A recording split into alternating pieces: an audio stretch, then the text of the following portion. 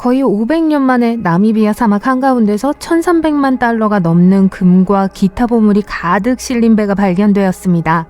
이 배를 발견한 작업자는 사실 다이아몬드를 찾고 있었지만 결국 역사적으로 훨씬 더 가치 있는 것을 얻게 되었습니다. 거기에는 구리 블록, 나무, 파이프, 코끼리 엄니가 있었습니다. 광부들은 고고학자를 불렀고 고고학자는 곧 그곳이 생각했던 것처럼 해변이 아니라 난파선이라는 사실을 깨달았습니다. 모든 증거에 따르면 16세기에 실종된 포르투갈 무역선 봄 지저스호라는 것이 밝혀졌어요. 전문가들은 이 배가 포르투갈과 스페인의 오래된 배보다 더 크고 튼튼하며 더 나은 특별한 종류의 배였다고 생각합니다. 이 배는 포르투갈 탐험가들이 인도, 중국, 일본과 같은 먼 곳으로 장거리 여행을 떠나고 많은 화물을 싣고 돌아오기 위해 만들어졌습니다. 봄 지저스호는 포르투갈 리스본에서 인도 서부로 보물을 실어 날랐을 가능성이 높아요. 하지만 나미비아 근처의 아프리카 남쪽 끝을 돌아가는 도중에 큰 폭풍으로 인해 배가 해안에 너무 가까이 밀려난 것 같아요. 배는 바위에 부딪혀 뒤집히고 부서져 바닷속으로 가라앉았습니다. 고고학자들은 물속에서 선장의 상자에서 보물을 발견했는데 아마도 배의 나무 선체가 부서질 때 떨어져 나온 것으로 추정돼요. 그들은 또한 해안을 따라 흩어진 배의 조각을 발견했는데 아마도 격렬한 폭풍과 이후 그 지역의 건설로 인해 발생한 것으로 보여요. 폭풍이 매우 거셌을 텐데 뼈가 많이 발견되지 않았다는 건 대부분의 승무원이 생존했거나 바다에서 실종되었을 수 있다는 뜻이에요. 배는 세 부분으로 나뉘어져 있었고 두꺼운 모래층이 배를 덮어 부패를 막은 덕분에 놀라울 정도로 잘 보존되어 있었어요. 난파선을 연구한 고고학자들은 40톤이 넘는 화물을 발견했습니다. 대포, 칼, 납과 주석 같은 금속 블록, 직물, 선원들이 바다를 항해할 때 사용했던 도구 등이 발견되었습니다. 가장 흥미진진한 발견은 총 무게가 16에서 17톤에 달하는 1845개의 구리 덩어리였어요. 이 구리 덩어리, 그러니까 순수한 금속 조각은 배의 선체와 모래층이 바닷물로부터 보호해 주었기 때문에 여전히 훌륭한 상태를 유지하고 있습니다. 과학자들은 현장에서 상표를 판독하여 독일의 부유한 무역회사에서 만든 배라는 사실도 알아냈어요. 또한 여러 나라의 반짝이는 금화와 은화 2,000여 개와 무게가 약 2톤에 달하는 거대한 코끼리 엄니 105개도 있었어요. 이 코끼리 엄니는 목적지에서 보석이나 조각품과 같은 사치품이 되었을 가능성이 높아요. 고고학자들은 이 엄니에서 DNA 샘플을 채취하여 서아프리카 숲과 사바나 코끼리에서 나온 것으로 밝혀졌습니다. 연구원들의 운이 좋았던 건지 이 배는 다이아몬드 채굴이 제한된 지역에서 발견됐어요. 어떤 약탈자들도 보물을 손에 넣을 수 없었어요. 봄 지저스는 사하라 사막 이남 아프리카 서부 해안에서 발견된 난파선 중 가장 오래되고 가치 있는 난파선으로 남아 있습니다. 최근 우연히 발견된 또 다른 난파선은 카스피해 인근의 3m 높이의 모래 언덕 아래에 묻혀 있었어요. 카스피해는 세계에서 가장 큰 호수라고 불리는데 기상 패턴의 변화로 인해 시간이 지남에 따라 수위가 오르락 내리락 합니다. 이러한 변화는 모래를 이동시키고 해안을 따라 이 난파선이나 다른 보물들을 발견할 수 있어요. 모래 언덕이 서서히 사라지면서 배가 보이기 시작했어요. 난파선을 발굴하기 전에 과학자들은 바다의 파도가 난파선을 손상시킬까 걱정했습니다. 이를 보호하기 위해 수천 개의 모래주머니로 벽을 만들어 파도를 막았어요. 배를 발견했을 때 그들은 이 배가 튼튼한 이중 선체를 가진 28m 길이의 돛대 3개가 달린 상선이라는 사실을 발견했어요. 목재 샘플을 통해 이 배가 볼가강 지역이나 코카서스의 스코틀랜드 나무, 가문비 나무, 낙엽송 등의 나무로 18에서 19세기에 건조된 것을 발견했습니다. 심지어 같은 지역에서 생산된 메밀과 식물도 발견되었는데 아마도 선원들의 식량으로 거래되거나 사용되었을 거예요. 이는 이 배가 한때 카스피해를 항해하던 상선 무리의 일부였음을 증명합니다. 터키 연안에서 6m 아래 바다에 있던 아마추어 어부 구루칸 구루부즈는 거대한 금속 유골을 발견했습니다. 그는 수중 카메라를 가지고 있었기 때문에 발견 장면을 촬영하여 과학자들에게 가져갔어요.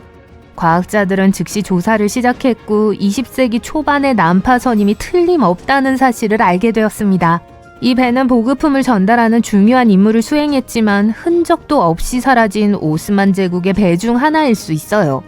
과학자들은 이 흑해 난파선의 미스테리에 대해 더 자세히 알아보기 위해 이 난파선을 자세히 연구할 수 있는 허가를 받았습니다.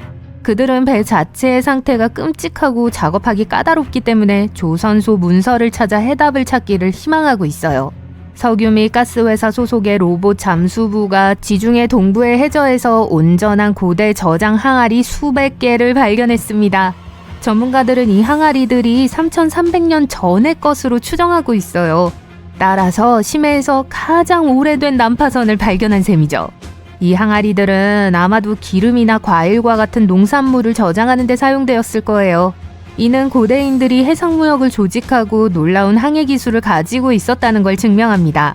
고대 선원들은 어떤 해안도 보이지 않는 지중해를 횡단할 수 있었던 것 같아요. 그들이 볼 수 있는 것은 수평선 뿐이었기 때문에 태양과 다른 별들을 이용해 길을 찾았을 거예요.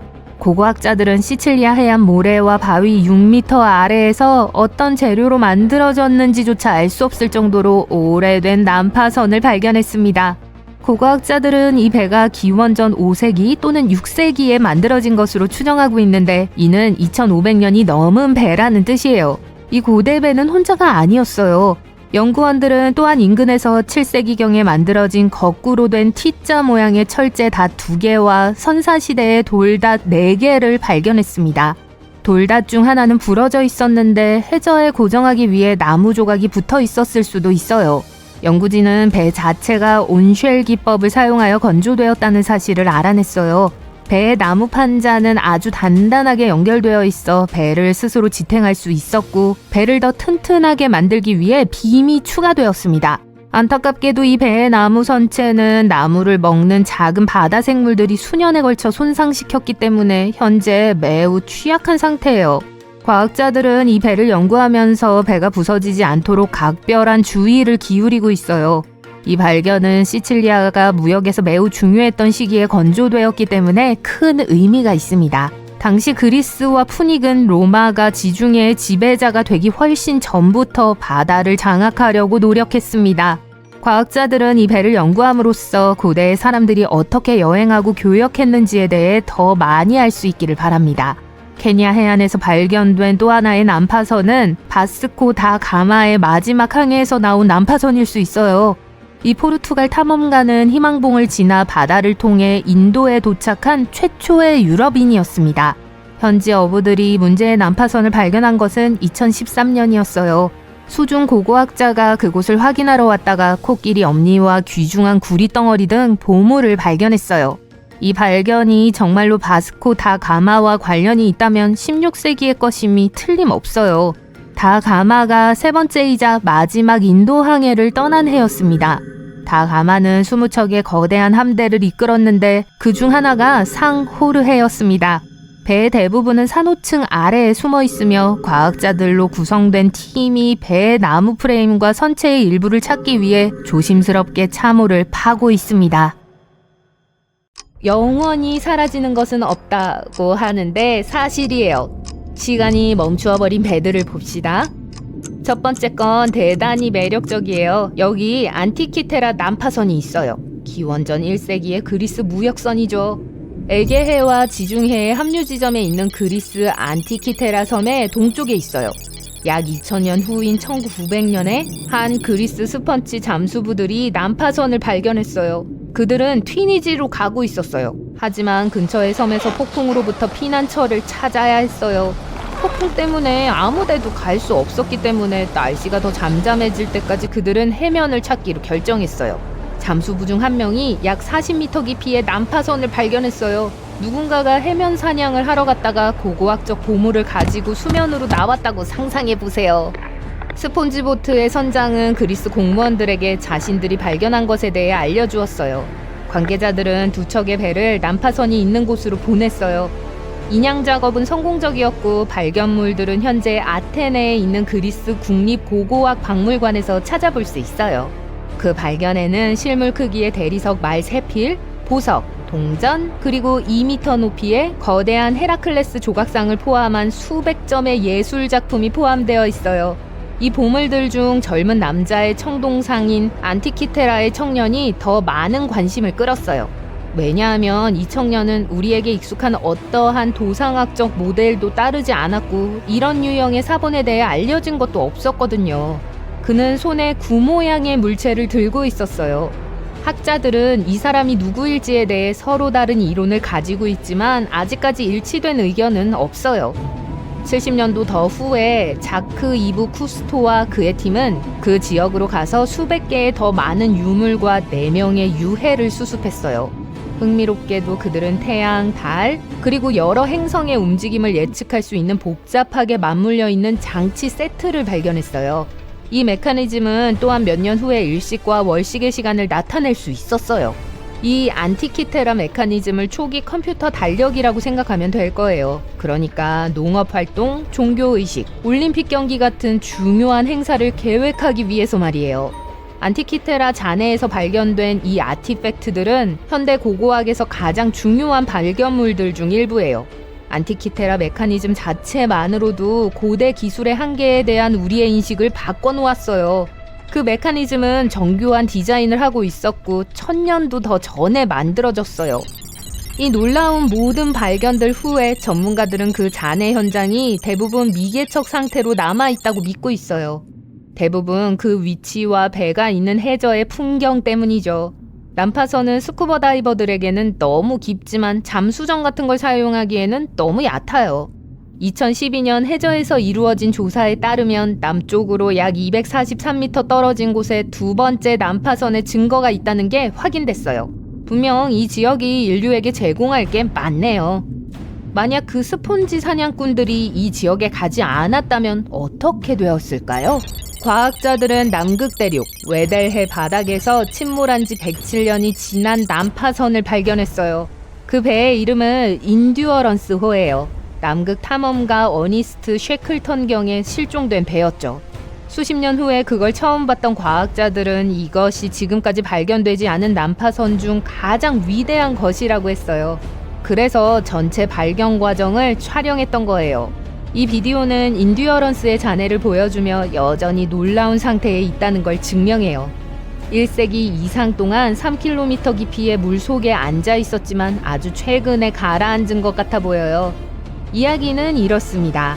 배는 1915년에 얼음의 격파당해 침몰했어요. 쉐클턴과 그의 동료들은 작은 구명보트를 타고 스스로 탈출해야 했어요.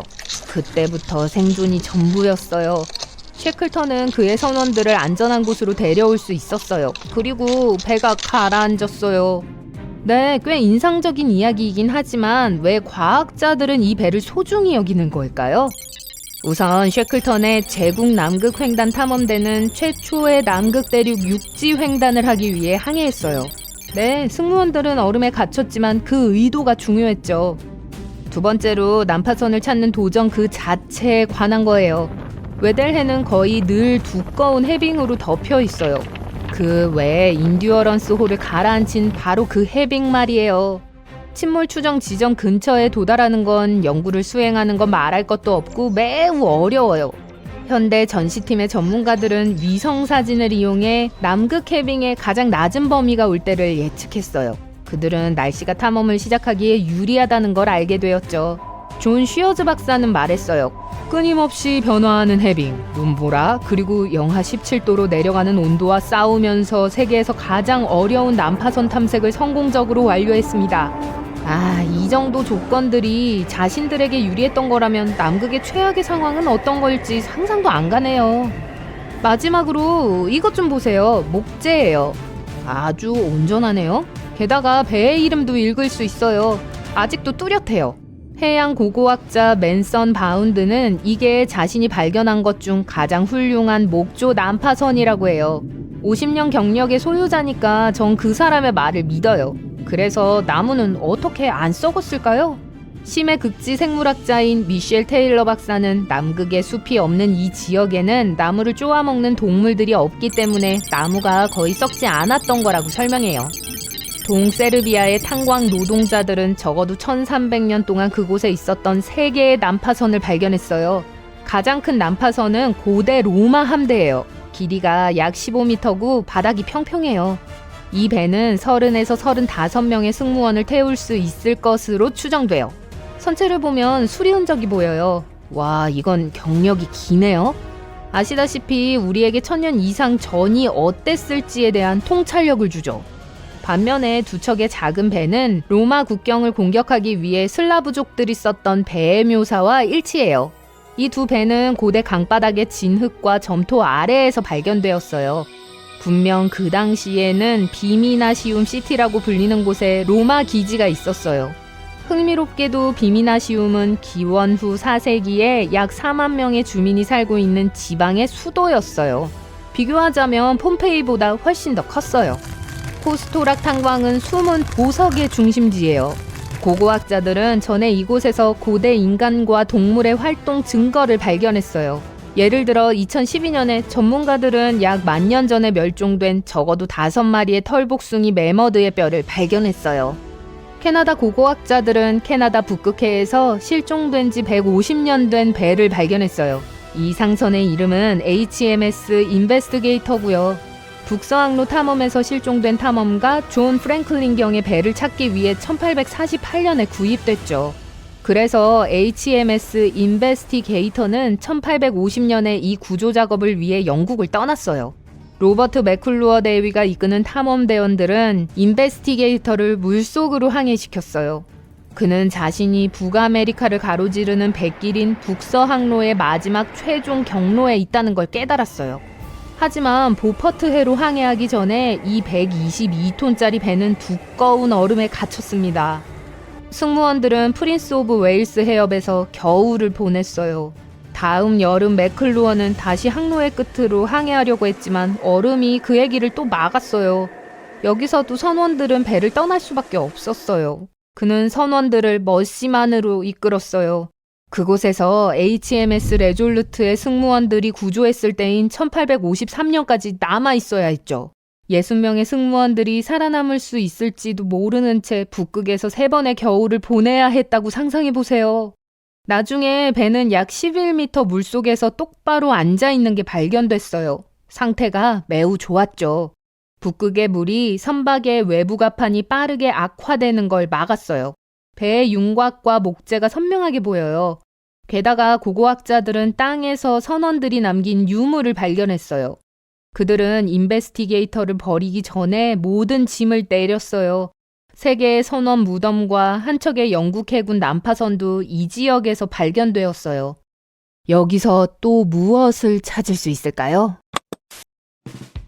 바다 어딘가에 선원 없이 표류하는 배가 있습니다. 누군가 이 배를 마지막으로 본 것은 50여 년 전이에요.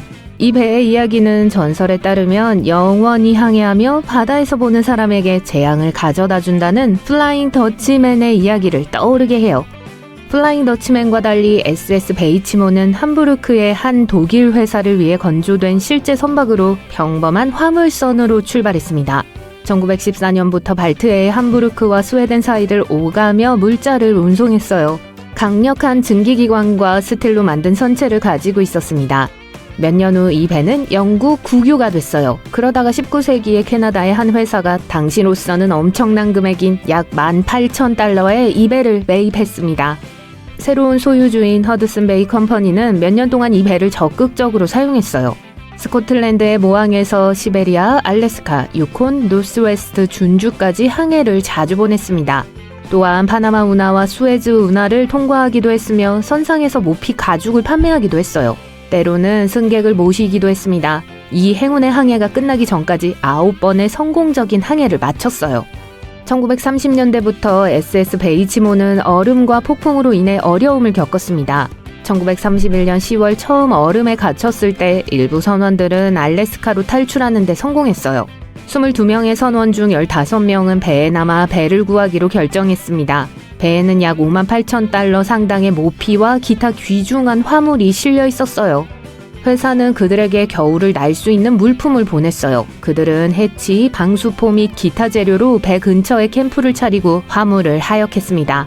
11월 말 눈보라가 이 지역을 휩쓸고 지나가면서 배도 함께 휩쓸려 간 것 같았습니다. 얼음 플랫폼은 살아남았지만 배는 부서졌어요. 일부 승무원들은 배가 침몰했다고 확신했습니다. 하지만 얼마 지나지 않아 캠프에서 약 72km 떨어진 곳에서 배를 발견한 현지인으로부터 연락이 왔습니다. 선원들은 각자의 삶을 살았고 배는 도망자 배로 다시 항해를 시작했습니다. 사람들은 1969년까지 1년에 한 번 정도 SS 베이치모를 발견하곤 했어요. 주로 알래스카 해안에서 발견되었습니다. 갯썰매를 끌고 노매로 가던 사람, 광부, 탐험가, 보물 사냥꾼 모두 SS 베이치모를 봤다고 주장했죠. 누군가는 배에 탑승해 항구로 가려고 했지만 악천후로 인해 며칠 동안 발이 묶였습니다. 다른 사람들은 운이 좋게도 웨일보트와 가구, 기타 귀중품을 배에서 가져갈 수 있었어요. 배에 가까이 다가간 사람들은 선박이 손상되어 프로펠러가 없는 걸 목격했습니다. 이 배는 최소 38년 동안 승무원 없이 떠돌아다니며 역사상 가장 오래 항해한 유령선으로 기록됐어요. 2006년 알래스카 당국은 이 북극의 유령선의 미스테리를 풀기 위한 프로젝트를 시작했고 마침내 물 위 또는 아래에 있는 SS 베이치모호를 찾았습니다. 지금까지 이 프로젝트는 성공하지 못했어요. SS 베이치모는 알래스카 해안에서 사라진 것으로 추정되는 4,000척의 선박 중 하나로 남아 있습니다. 17세기의 전설이 거짓말이 아니라면 이 유령선은 플라잉 더치맨호를 따라 어딘가를 항해하고 있을지도 몰라요. 이 배는 네덜란드 동인도 회사의 소유였어요. 이 배의 선장은 당시로서는 불가능한 일을 해냈는데 네덜란드에서 인도네시아까지 단 3개월 만에 항해했어요. 사람들은 그가 바다 위를 날아다녔다고 말했고 어떤 사람들은 그가 이를 위해 악의 세력과 거래를 했다고 설명했습니다. 배가 고향으로 항해하던 중 선장과 선원들이 흔적도 없이 사라졌어요. 그 배에 무슨 일이 일어났는지에 대해서는 여러 가지 버전이 있습니다. 그중 하나는 희망봉에 입항하려다 끔찍한 폭풍을 만나 배를 구해줄 선장이 없어 침몰했다는 이야기예요. 또 다른 전설에 따르면 선장이 폭풍이 몰아치는 동안 배를 가라앉히기 위해 하늘의 지시를 따르지 않았다고 합니다. 그 후 무서운 빛의 형체가 배와 선원들을 덮쳤고 배는 영원히 쉬지 못하고 떠돌아야 하는 저주를 받았죠. 많은 선원들이 방황하는 더치맨을 목격했다고 주장했습니다. 영국의 왕이 될 요크 공작도 호주의 역에서 이 배를 봤다고 언급했어요.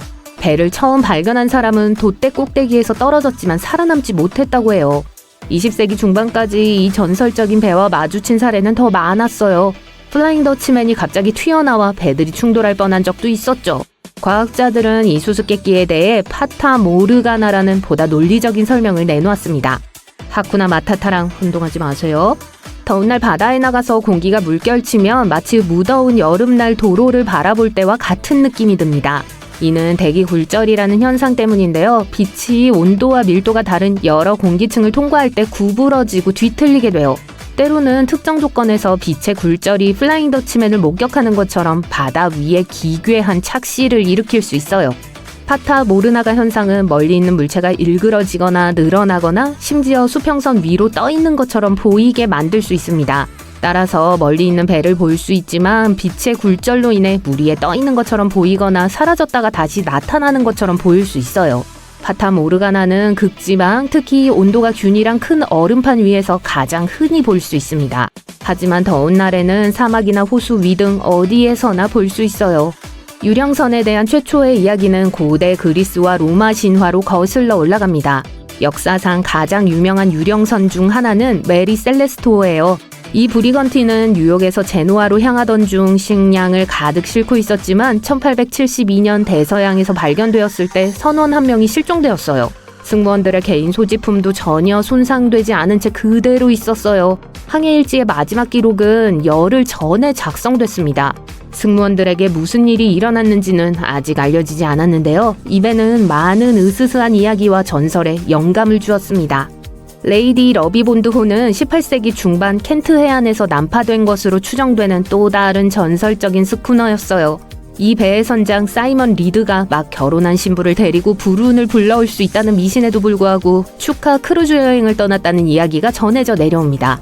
포르투갈로 향하던 중 선장의 새 아내와 사랑에 빠진 1등 항해사가 질투심에 미쳐 다른 선원을 공격한 후 조타수를 맡아 배를 무서운 굳은 샌드 속으로 직진시켰습니다.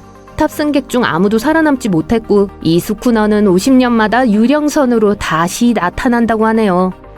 오늘날에는 많은 선박이 버려져 고의로 유령선으로 변해요. 미국의 강, 호수, 수로, 연안 해역에는 수천 척의 유령선이 떠다니고 있어요. 어떤 사람들은 폭풍우와 기타 극한의 날씨로 인해 보트를 잃기도 해요. 또 다른 사람들은 보트를 유지하는데 보트 가격의 10%가 늘기 때문에 버려야 하기도 하고요. 또한 배를 정박하는데 매년 수천 달러의 비용이 추가될 수 있습니다. 많은 보트가 유리섬유로 만들어졌기 때문에 소유주가 고철로 재활용할 수 없어요. 그래서 일단 유령선을 없애고 싶으면 부두에 묶어두고 몰래 떠나거나 해안에서 멀리 떨어진 곳에 떠있게 하거나 침몰시키려고 하는 경우가 많아요. 유령선이 얕은 바다에 가라앉으면 산호초, 맹그로브, 습지, 굴서식지 등에 피해를 입힐 수 있습니다. 또한 예상치 못한 일반 선박과 충돌해서 큰 문제를 일으킬 수도 있고요. 그러니까 그러지 마세요. 답이 되셨죠? 해가 지평선을 향해 서서히 지면서 바다 위로 짙은 안개가 피어오르고 있습니다. 몇 미터 앞도 내다보기 어렵지만 멀리 있는 거대한 골격의 모습을 발견하기에는 충분합니다. 그 형체에 가까워질수록 여러분의 심장은 더 빨리 뜁니다. 그러다가 또 다른 선박의 자세한 모습이 눈에 들어옵니다. 겉으로 보기에는 버려진 배 같아요. 유령선은 실제로 존재하며 그 미스테리가 항상 풀리는 것은 아닙니다. MV 조이타호의 예를 살펴볼게요. 그 배는 1931년에 호화 요트로 제작된 목조 선박이었어요. 사모아 선원이 구입하여 상선이 되기 전까지 20년 넘게 다양한 사람들을 태웠습니다. 하지만 1955년 조이타의 운행은 갑작스럽고 신비롭게 끝났어요. 10월 3일, 48시간도 걸리지 않을 예정이었던 무역항해를 위해 출항했습니다. 바다에서는 지연이 발생하기 때문에 조이타가 예정대로 10월 5일에 도착하지 않았을 때도 아무도 걱정을 하지는 않았어요. 하지만 그 다음 날에도 돌아오지 않았어요. 출발 지점과 도착 지점 사이 어디에도 어떤 조난 신호나 조이타가 있었다는 흔적이 없었습니다. 수색 구조대가 배를 찾기 위해 파견되었고 6일 동안 거의 20만 5천 9천 평방킬로미터의 지역을 정찰했어요. 10월 12일 수색대는 아무것도 찾지 못한 채 기지로 돌아왔습니다. 조이타는 흔적도 없이 사라졌어요. 한 달이 지난 후에야 또 다른 상선인 투발루가 항로에서 멀리 떨어진 곳에서 실종된 조이타가 공해상에서 표류하고 있다는 걸 발견했습니다. 선원들은 배에 탑승했고 배에 타고 있던 모든 화물과 함께 선원들과 승객들 총 25명이 실종된 것을 발견했어요. 무선은 국제 조난 채널에 맞춰져 있었는데 이는 선원들이 도움을 요청하려고 했다는 것을 의미합니다. 하지만 무선 케이블이 손상되어 송신거리가 3.2km로 제한되었기 때문에 누구와도 연락할 수 없었어요. 구명보트가 없었던 것으로 볼 때 탑승했던 사람들이 배를 떠난 것으로 보였습니다. 안타깝게도 항해 일지를 가지고 떠났기 때문에 구조대는 무슨 일이 일어났는지 알 수 없었어요.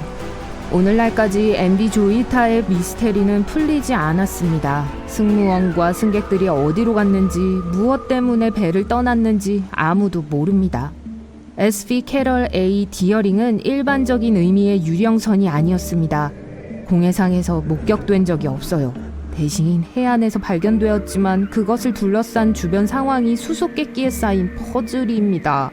캐럴 A 디어링은 1919년 메인주에서 건조되었고 그것은 상업적 항해를 위해 만들어진 대형 선박이었어요. 안타깝게도 엄청난 건설 비용에도 불구하고 겨우 1년 후에 마지막 항해를 하게 됐습니다. 1920년 7월 19일 선박은 석탄 화물을 배달하기 위해 푸에르토리코에서 뉴포트 뉴스를 통해 리우데자네이루로 이동하고 있었어요. 최종 목적지까지 거의 반쯤 갔을 때 선장이 중병에 걸렸고 선원들은 선장과 그의 아들을 내려주고 새로운 선장을 태우기 위해 배를 돌렸습니다. 그 항해는 아무 사고 없이 진행되었지만 12월에 보급품 조달을 위해 바베이도스에 도착했을 때 선원들 사이에 이상한 분위기가 있었어요. 1등 항해사는 새로운 선장을 좋아하지 않는 것 같았습니다. 그 당시에는 아무도 별 관심을 기울이지 않았는데 그건 실수였어요. 캐럴 A 디어링은 1921년 1월 28일 노스캐롤라이나의 해안에서 한 등대선에 의해 마지막으로 목격되었습니다. 평소에는 선원들이 출입할 수 없었던 배의 선미 갑판에 약간의 소동이 있었습니다. 그러고 나서 다른 선박이 배를 발견했지만 갑판 위에는 이미 아무도 없었어요. 1월 31일 그 상선은 수세기 동안 수많은 난파선으로 악명 높은 장소인 다이아몬드 숄에서 좌초된 채 발견되었습니다. 수색 구조대가 배에 탔을 때 배는 버려져 있었고 2대의 구명정과 함께 항해 일지와 선원들의 개인 소지품이 사라진 걸 발견했어요. A 캐럴 디어링에서 그 1월에 무슨 일이 일어났는지에 대해서는 여전히 답이 없습니다. 비록 가장 설득력 있는 이론은 반란이었어요. 하지만 우리는 결코 진실을 알아낼 수 없을지도 몰라요. SS 베이키모는 아마도 역사상 가장 주목할 만한 유령선 중 하나일 것입니다. 이 대형 화물선은 1914년 스웨덴에서 건조되었고 알래스카와 캐나다의 토착 부족들과 가죽과 식량을 거래하면서 16년 넘게 부지런히 운행했어요. 하지만 1931년 10월 1일 베이키모는 유빙에 갇히게 됩니다. 처음에 선원들은 기다리기만 하면 항해를 계속할 수 있을 것 같았는데 배가 며칠 만에 얼음에서 빠져나왔기 때문이에요. 하지만 일주일도 안 되어 다시 갇히게 되었고 이번에는 빠져나오지 못했어요.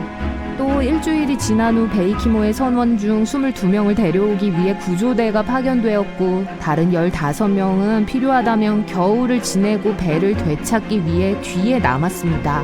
하지만 한 달 후 강력한 눈보라가 그들의 캠프를 강타한 후 선원들은 대피소 밖으로 나갔지만 배가 사라진 걸 발견했어요. 운 좋게도 며칠 후 한 원주민 사냥꾼이 베이키모가 아직 실종되지 않았다고 말했습니다. 그는 캠프에서 약 72km 떨어진 곳에서 베이키모를 목격했다고 했어요. 그들은 간신히 배를 추적했지만 배가 겨울을 견딜 수 없다고 판단했고 그래서 선창에서 가장 값진 화물을 꺼낸 후 배를 포기했습니다. 하지만 그들은 틀렸어요. SS 베이키모는 그 겨울뿐만 아니라 그 뒤에 더 여러 번의 겨울을 살아남았습니다. 얼음이 깨졌을 때 배는 캐나다와 알래스카의 해안을 따라 무기력하게 표류하면서 혼자 항해했어요. 유령선에 수많은 목격담이 있었고 때로는 공해에서 표류하기도 했고 때로는 다시 얼음에 갇히기도 했습니다. 사람들은 배에 탑승하여 인양하려고 시도했지만 기상 조건이나 장비 부족으로 항상 실패했어요. SS 베이키모는 1969년 버려진 지 38년 만에 알래스카 원주민들에 의해 마지막으로 목격되었습니다. 이 이후에 어떻게 되었는지는 알려지지 않았어요. SS 오랑 메단의 이야기는 20세기의 가장 황당하고 끔찍한 유령선 이야기 중 하나입니다. 아무도 그 배가 애초에 존재했는지조차 확실히 알지 못해요. 국제선박 등록인 로이드 해운에는 기록되지 않았기 때문에 이것은 꾸며낸 이야기이거나 어떤 수상한 이유로 공식적 등록을 피한 것으로 보입니다. 어쨌든 메단에게 일어난 일에 대한 설명은 다양해요. 대부분의 보도에 따르면 이 배가 인도네시아 해역에서 어떤 화물을 나르고 있을 때 근처에 있던 다른 선박에 의해 조난 신고가 접수됐어요. 당직 장교가 SOS 메시지를 들었는데 그 내용은 설에 따라 다양합니다. 메시지는 반복되지 않았고 메단의 승무원들은 다시 연락하려는 어떠한 시도에도 답하지 않았어요. 조난 신고를 받은 선박은 서둘러 구조에 나섰지만 다음 날에야 배에 도착할 수 있었고 그것은 이미 표류에 살짝 기울고 있었습니다. 구조대원들이 배에 올랐을 때 선원들 중 아무도 살아남지 않았다는 것을 발견했어요. 하지만 구명보트 한 척이 없어졌는데 이것은 탈출에 성공한 적어도 한 명의 선원이 있다는 것을 암시했습니다. 탑승한 나머지 사람들에게 무슨 일이 일어났는지는 오늘날까지 미스테리로 남아있어요. 여전히 이 이야기에 대한 확실한 사실들이 없기 때문에 SS 오랑 메단이 허구가 아닌 실제 배였는지 절대 알아낼 수 없을지도 모릅니다. SV 제브라니는 남아메리카의 강 무역 항해를 위해 1873년에 만들어진 3개의 돛대가 달린 바지선이었어요. 이 배는 40년이 훨씬 넘는 기간 동안 운행했고 튼튼하고 믿을 수 있는 배였습니다. 배는 나중에 유럽으로 옮겨졌고 계속해서 그 목적을 잘 수행했습니다.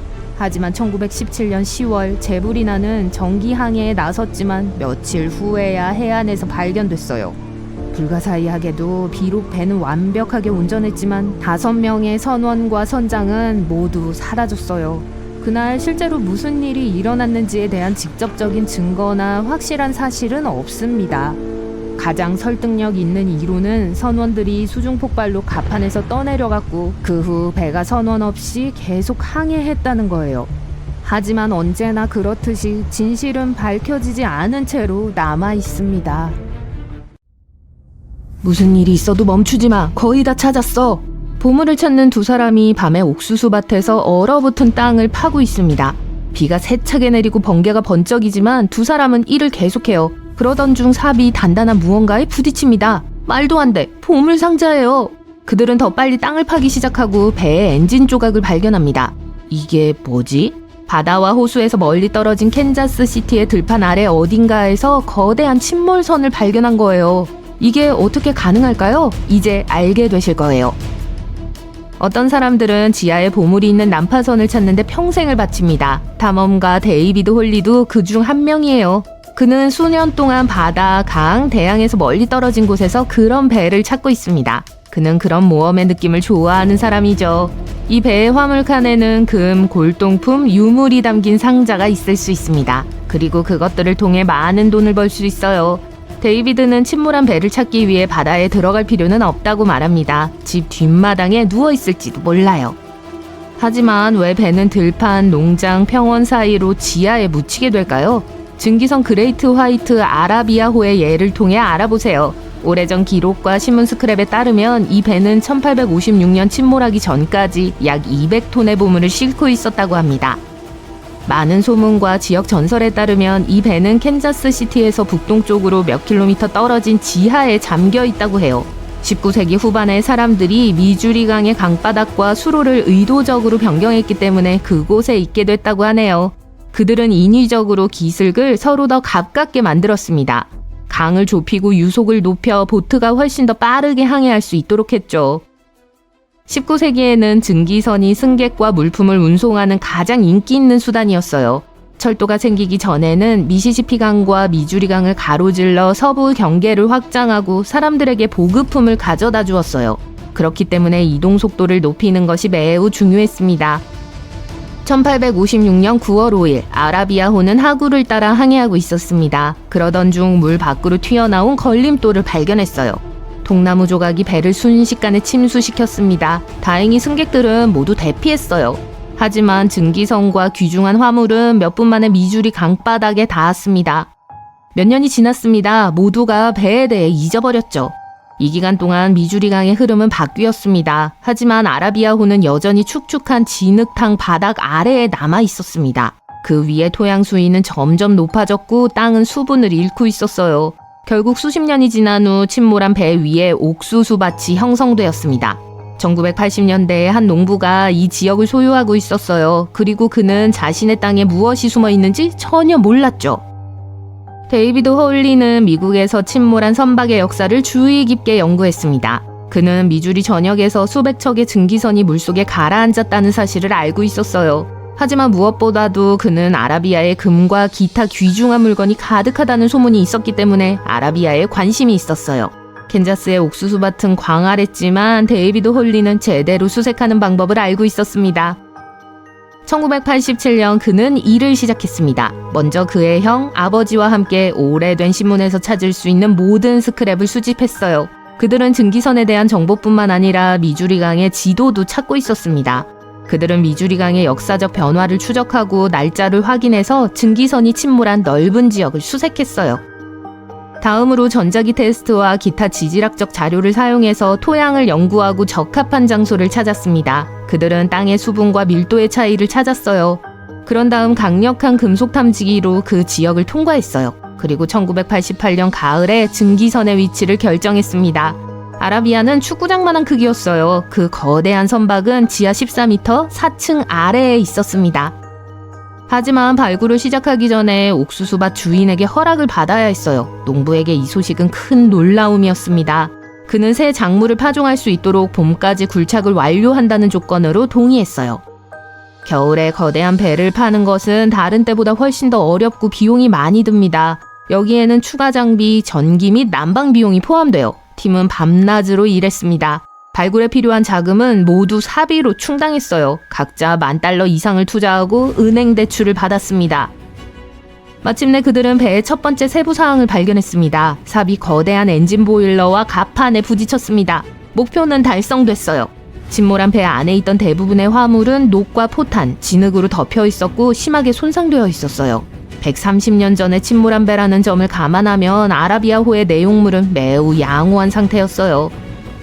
불행히도 그들은 금상자를 찾지 못했습니다. 하지만 그들은 19세기 중반에 살았던 사람들의 생활용품인 몇 톤의 다른 귀중한 화물을 얻었어요. 바로 타임캡슐이었죠. 이 배는 수천 명의 사람들을 위한 보급품을 싣고 있었어요. 그리고 이 모든 것들이 완벽하게 보존되어 있었습니다. 예를 들어 고무신 한 켤레에는 구디어 고무회사라는 브랜드 스탬프가 선명하게 찍혀 있었어요. 발굴이 계속될수록 데이비드와 그의 팀은 더 많은 것을 발견했습니다. 통에서 19세기의 접시를 발견했어요. 온전하고 사용 가능한 상태였어요. 또한 깨끗한 옷까지 수천 켤레의 신발, 작살, 프라이팬, 우산도 발견됐어요. 이 배는 약 16개의 작은 마을에 공급할 수 있는 화물을 싣고 있었습니다. 네, 금은 아니지만 그런 유물도 중요하죠. 배의 내용물은 수백만 달러의 가치가 있을 수 있습니다. 하지만 선원들은 이 물건들을 팔지 않기로 했어요. 그들은 캔자스시티의 옛 과일시장 부지에 박물관을 만들었습니다. 그곳에 가면 19세기의 백화점에 온 듯한 기분이 들 거예요. 수천 개의 물건이 좋은 상태로 전시되어 있습니다. 심지어 이곳의 성냥도 불을 붙일 수 있을 정도로 건조해요. 데이비드가 증기선의 전체 컬렉션을 선보이는 데는 수년이 걸렸습니다. 그는 물건 하나하나를 소중히 여기며 팔고 싶지 않다고 해요. 누구나 이곳에 와서 티켓을 지불하고 과거로 돌아갈 수 있습니다. 여러분 집 뒷마당에도 오래된 배가 숨어 있을지 누가 알겠어요. 지질학자들은 2008년 나미비아의 뜨거운 사막에서 오래된 선박을 발견했습니다. 이 배는 해적들이 바다에서 선원들을 위협하던 시절에 항해하던 배예요. 그리고 지금은 메마른 석호 안에 있습니다. 1533년 리스본에서 출항한 이 배는 작은 다이아몬드 광산마을 근처에서 선원들과 함께 사라졌습니다. 거의 500년이 지난 지금 배는 심하게 손상됐어요. 배의 선체만 남았습니다. 하지만 배 안에 숨어있는 보물은 그대로 남아있었어요. 그들은 아무것도 망치지 않으려고 오랫동안 조심스럽게 배를 연구했습니다. 그리고 5일 후 그들은 화물칸에서 크고 오래된 상자를 발견했어요. 조심스럽게 열어보니 금화가 들어있었습니다. 따라서 배의 가격은 약 1,000만 달러로 추정됐어요. 난파의 정확한 원인은 알려지지 않았지만 전문가들은 무거운 화물과 악천후로 인해 배가 파괴되었다고 생각합니다. 그 후 사막이 된 해저로 내려갔죠. 어떤 사람은 뒷마당에서 비행기를 발견하고 어떤 사람은 배를 발견하고 어떤 사람은 집에서 고대 비밀 도시로 통하는 통로를 발견했습니다. 1963년 터키에서 일어난 일이에요. 건물 주인은 수리를 하기로 결정했어요. 그는 지하실로 가서 벽을 허물어 그곳을 거실로 만들었습니다. 그리고 한쪽 벽 뒤에서 지하로 이어지는 터널을 발견했습니다. 남자는 그곳이 비밀의 방이라고 생각했어요. 그곳으로 내려가서 그곳이 그 이상의 무언가라는 걸 깨달았죠. 18층 높이의 고대 도시였어요. 사람들은 780에서 1180년의 기상재해와 적의 침략으로부터의 피난처로 이 도시를 건설했습니다. 이곳은 또한 여러 방향으로 수킬로미터에 걸쳐 뻗어있는 많은 지하터널을 숨기고 있어요. 사람들은 이 도로로 이어지는 비밀 통로를 이용해 여러 지점에서 마을로 이동할 수 있었습니다. 이 도시는 약 2만 명의 주민과 가축, 수많은 식량을 수용할 수 있어요. 고고학자들은 이곳에서 예배당, 학교, 마구간, 공공부엌도 발견했습니다. 숙련된 항해사이자 북미와 남미를 혼자서 논스톱으로 항해한 최초의 사람인 매트 러더퍼드는 항해하는 동안 많은 것을 보았습니다. 하지만 2013년 동료와 함께 대서양을 항해하던 중 그가 본 것이 단연 독보적입니다. 유명한 버뮤다 삼각지대에서 멀지 않은 버뮤다 해안에서 약 1300km 떨어진 곳에서 스스로 움직이는 것처럼 보이는 배를 발견했어요. 돛이 올라가지도 않았고 모터도 작동하지 않았습니다. 선원들은 배에 도움이 필요한 사람이 있는지 확인하기 위해 의문의 배에 더 가까이 다가갔어요. 배에 도착한 후 살아있는 사람이 없다는 사실을 깨달았을 때 상황은 더욱 이상해졌습니다. 러더포드는 이 발견을 기록하기 위해 촬영을 시작했습니다. 배는 너무 끔찍하게 버려진 것처럼 보였기 때문에 그 안에서 꽤 무서운 것들을 발견할 수 있을 거라고 예상했죠. 하지만 러더퍼드가 배를 수색하는 것을 막지는 못했습니다. 울프하운드라는 이름이 붙은 이 선박은 수십만 달러를 호가하는 고급 보트처럼 보였습니다. 바다 한가운데에 혼자 떠있는 걸 발견한 것은 꽤 이상했습니다. 누가 버렸는지 몰라도 서둘러 떠난 것 같았어요. 선실 곳곳에 옷과 기타 개인 소지품이 있었습니다. 천장의 일부가 떨어지고 서랍이 튀어나온 것도 있었습니다. 용감한 선원들은 유령선을 버뮤다로 견인하기로 결정했습니다. 울프하운드는 그들의 배보다 크고 무거웠기 때문에 쉽지 않았어요. 며칠을 바다에서 보낸 선원들은 연료가 부족해지자 지나가는 화물선을 세우고 기름을 요청했습니다. 그들은 견인줄이 방향타를 감쌀 때까지 계속 울프하운드를 당기다가 자신들이 버뮤다 삼각지대에 좌초될 수 있다는 사실을 깨달았습니다. 그래서 배를 버려야 했죠. 실제로 무슨 일이 일어났고 울프하운드가 어떻게 바다 한가운데에 갇히게 되었는지는 아마도 미스테리로 남아있을 것입니다. 소문에 따르면 이 배는 로열 아이리쉬 요트클럽의 회원 소유였다고 합니다. 이 배는 코네티컷에서 버뮤다를 거쳐 앤티가까지 첫 항해를 하고 있었어요. 델라웨어에서 약 650km 떨어진 곳에서 끔찍한 폭풍을 만났습니다. 바람이 너무 강해서 요트가 2번이나 전복되었습니다. 그리스 화물선이 선원들을 구조했습니다. 그들은 비상등을 켜두고 배를 떠났습니다. 구조된 승무원들은 배가 가라앉는 것을 봤다고 말했고 이는 이야기에 더 많은 의문을 더했습니다. 어떻게 다시 수면 위로 올라왔을까요? 버뮤다 삼각지대와 관련이 있을까요? 크리스토퍼 콜럼버스는 신대륙으로 향하던 중 이 신비한 지역에서 비정상적인 나침반 활동이 일어난다고 보고했습니다. 이 지역에서 50척 이상의 선박과 20대의 비행기가 사라졌다는 이야기에도 불구하고 버뮤다 삼각지대는 여전히 세계에서 가장 많이 여행하는 항로 중 하나입니다. 일부 회의론자들은 이 사실이 버뮤다 삼각지대의 미스테리를 해결해준다고 믿습니다. 지역이 분주할수록 더 많은 사고가 발생하기 때문이죠. 하지만 버뮤다 삼각지대를 미스테리하게 만드는 건 실종 건수가 아니라 설명이 부족하고 잔해가 영원히 사라진다는 점이에요. 버뮤다 삼각지대에서 사라진 것으로 확인된 최초의 선박은 USS 피커링호입니다. 1800년에 미국에서 출발해 서인도 제도로 향하던 중이었어요. 이 배는 90명의 승무원과 함께 버뮤다 삼각지대로 항해했습니다. 그 이후로 그 누구도 이 배의 소식을 듣지 못했습니다. 폭풍에 의해 배가 침몰했다는 것이 일반적인 설명이지만 잔해가 발견되지 않았기 때문에 확실하게 알 수는 없습니다. 이 신비로운 지역에서 사라진 가장 큰 배는 USS 사이클롭스호였습니다. 1918년 3월 306명의 승무원을 태우고 바베이도스를 떠나 볼티모어로 향하던 USS 사이클롭스호가 사라졌습니다. 이 배는 여정 중에 버뮤다 삼각지대를 통과하다가 물속으로 사라졌습니다. 사이클롭스호는 조난 신호를 보내지 않았고 아무런 설명이나 흔적도 없이 사라졌습니다. 버뮤다 삼각지대만이 전 세계에서 배가 실종되거나 신비롭게 다시 떠오르는 유일한 곳은 아닙니다. 가장 유명한 유령선 이야기 중 하나는 SS 베이치모호에 관한 거예요. 이 대형 화물 증기선은 스웨덴에서 건조되었습니다. 1931년 10월 1일 이 배는 얼음에 갇혔어요. 선원들은 기다리기로 결정하고 며칠 만에 겨우 빠져나왔지만 일주일도 채 되지 않아 다시 갇히게 되었죠. 이번에는 탈출에 성공하지 못했습니다. 구조대가 항공으로 출동해 22명의 승무원을 구했습니다. 나머지 15명은 배에서 멀지 않은 곳에 지은 나무 대피소에 머물렀습니다. 그들의 계획은 겨울을 기다렸다가 다시 배에 오르는 것이었습니다. 11월 말 이 지역에 강한 눈보라가 몰아치고 있었습니다. 폭풍이 끝났을 때 베이치모는 폭풍과 함께 사라진 것처럼 보였죠. 선장은 배가 부서져 침몰했을 거라고 생각했어요. 하지만 며칠 후 현지 사냥꾼이 캠프에서 72km 떨어진 곳에서 배를 봤다고 알려왔어요. 선원들은 가까스로 배를 발견하고 화물칸에서 가장 귀중한 화물을 가져갔습니다. 베이치모호가 그 혹독한 겨울을 견디지 못할까봐 걱정했지만 결국 살아남았습니다. 얼음이 사라지자 배는 떠내려가 캐나다와 알래스카 해안을 따라 표류하게 되었어요.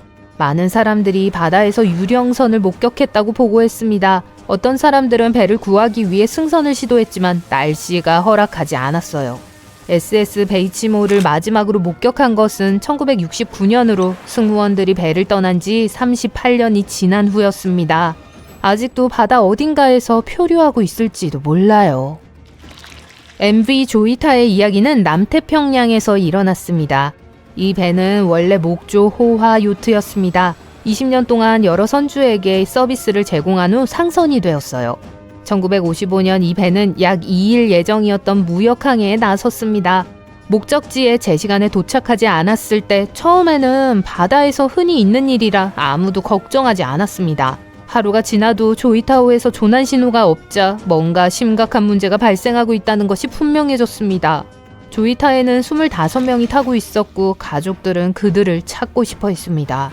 수색 구조대는 6일 동안 플로리다주의 1.5배에 달하는 약 26만 평방킬로미터에 달하는 지역에서 배나 최소한 잔해를 찾기 위해 열심히 수색했습니다. 안타깝게도 이 임무는 아무런 성과도 거두지 못하고 돌아와야 했습니다. 조이타호는 흔적도 없이 사라진 것 같았어요. 한 달 후 다른 상선이 원래 항로에서 수킬로미터 떨어진 바다에서 표류하는 조이타를 발견했습니다. 그리고 승무원이나 승객은 아무도 배에 타고 있지 않았어요.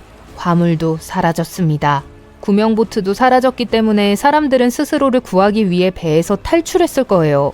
승무원들은 무전기를 국제 조난 채널에 맞추면서 도움을 받으려고 했던 것으로 밝혀졌어요. 하지만 케이블이 손상되어 3km 이상은 신호를 보낼 수 없었습니다. 또한 승무원들이 배를 떠날 때 항해 일지를 가져간 것으로 보였기 때문에 조이타호에 정확히 무슨 일이 일어났는지는 아직 알 수 없습니다. 배에 탑승했던 사람들의 가족들은 여전히 답을 찾고 있어요. 한 교수는 부식된 파이프가 누수되어 배가 침수된 것이 틀림없다고 주장하지만 확실히 알 수는 없을 겁니다. 일본 근처의 태평양에는 악마의 바다라는 별명이 붙은 지역이 있습니다. 지구 주변에 12개의 사악한 소용돌이 중 하나라고 여겨져요. 어떤 사람들은 사악한 소용돌이가 다른 곳보다 지구 전자파의 인력이 강하기 때문에 그 안에서 이상한 일이 벌어진다고 주장합니다. 이 지역에서 사라진 가장 유명한 배는 1952년 어업 순시선이었습니다. 이 배는 이전에 실종된 선박을 조사하기 위해 그곳에 갔다가 31명의 승무원과 함께 사라졌습니다. 미스테리한 실종이라고 믿지 않는 과학자들은 수중 화산 폭발을 원인으로 보고 있습니다. 2018년이에요. 여러분은 해안으로 낚시를 하러 가기 위해 아침에 일찍 일어나요. 어제 왔었던 그 자리에 와서 낚싯바늘을 바다에 던지고 기다립니다. 찌가 획 당겨져요. 물고기를 좀 잡았지만 저기요, 왜 아무것도 안 하고 있어요? 지금 당장은 물고기가 문제가 아니에요. 여러분은 저 멀리 뭔가를 보고 있어요. 거대한 배가 모래톱에 걸려있는 걸 보고 깜짝 놀라 입이 벌어집니다. 어제는 여기에 없었으니까 밤에 왔던 거겠군요. 좋아요. 아마 조만간 다시 바다로 항해해 가겠죠. 몇 시간 더 낚시를 해요. 그동안 여러분은 배를 관찰하고 거기에 아무런 움직임도 없다는 걸 알아챕니다. 비어있나요? 보트와 해양 경비대가 해안에서 배로 가고 있어요. 여러분도 확인해 보기로 했죠. 여러분은 낡은 배를 타고 그곳으로 가요. 안개가 물 위로 내려와 배를 섬뜩하게 만들어요. 거대한 배는 녹슬고 비어 있어요. 하지만 선원들은 다 어디 있죠? 그리고 어떻게 이곳에 왔을까요? 해양 경비대가 탑승해요.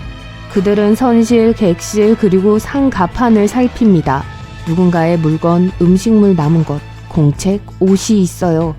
모든 게 승무원들이 어떤 이유로 사라졌음을 시사해요.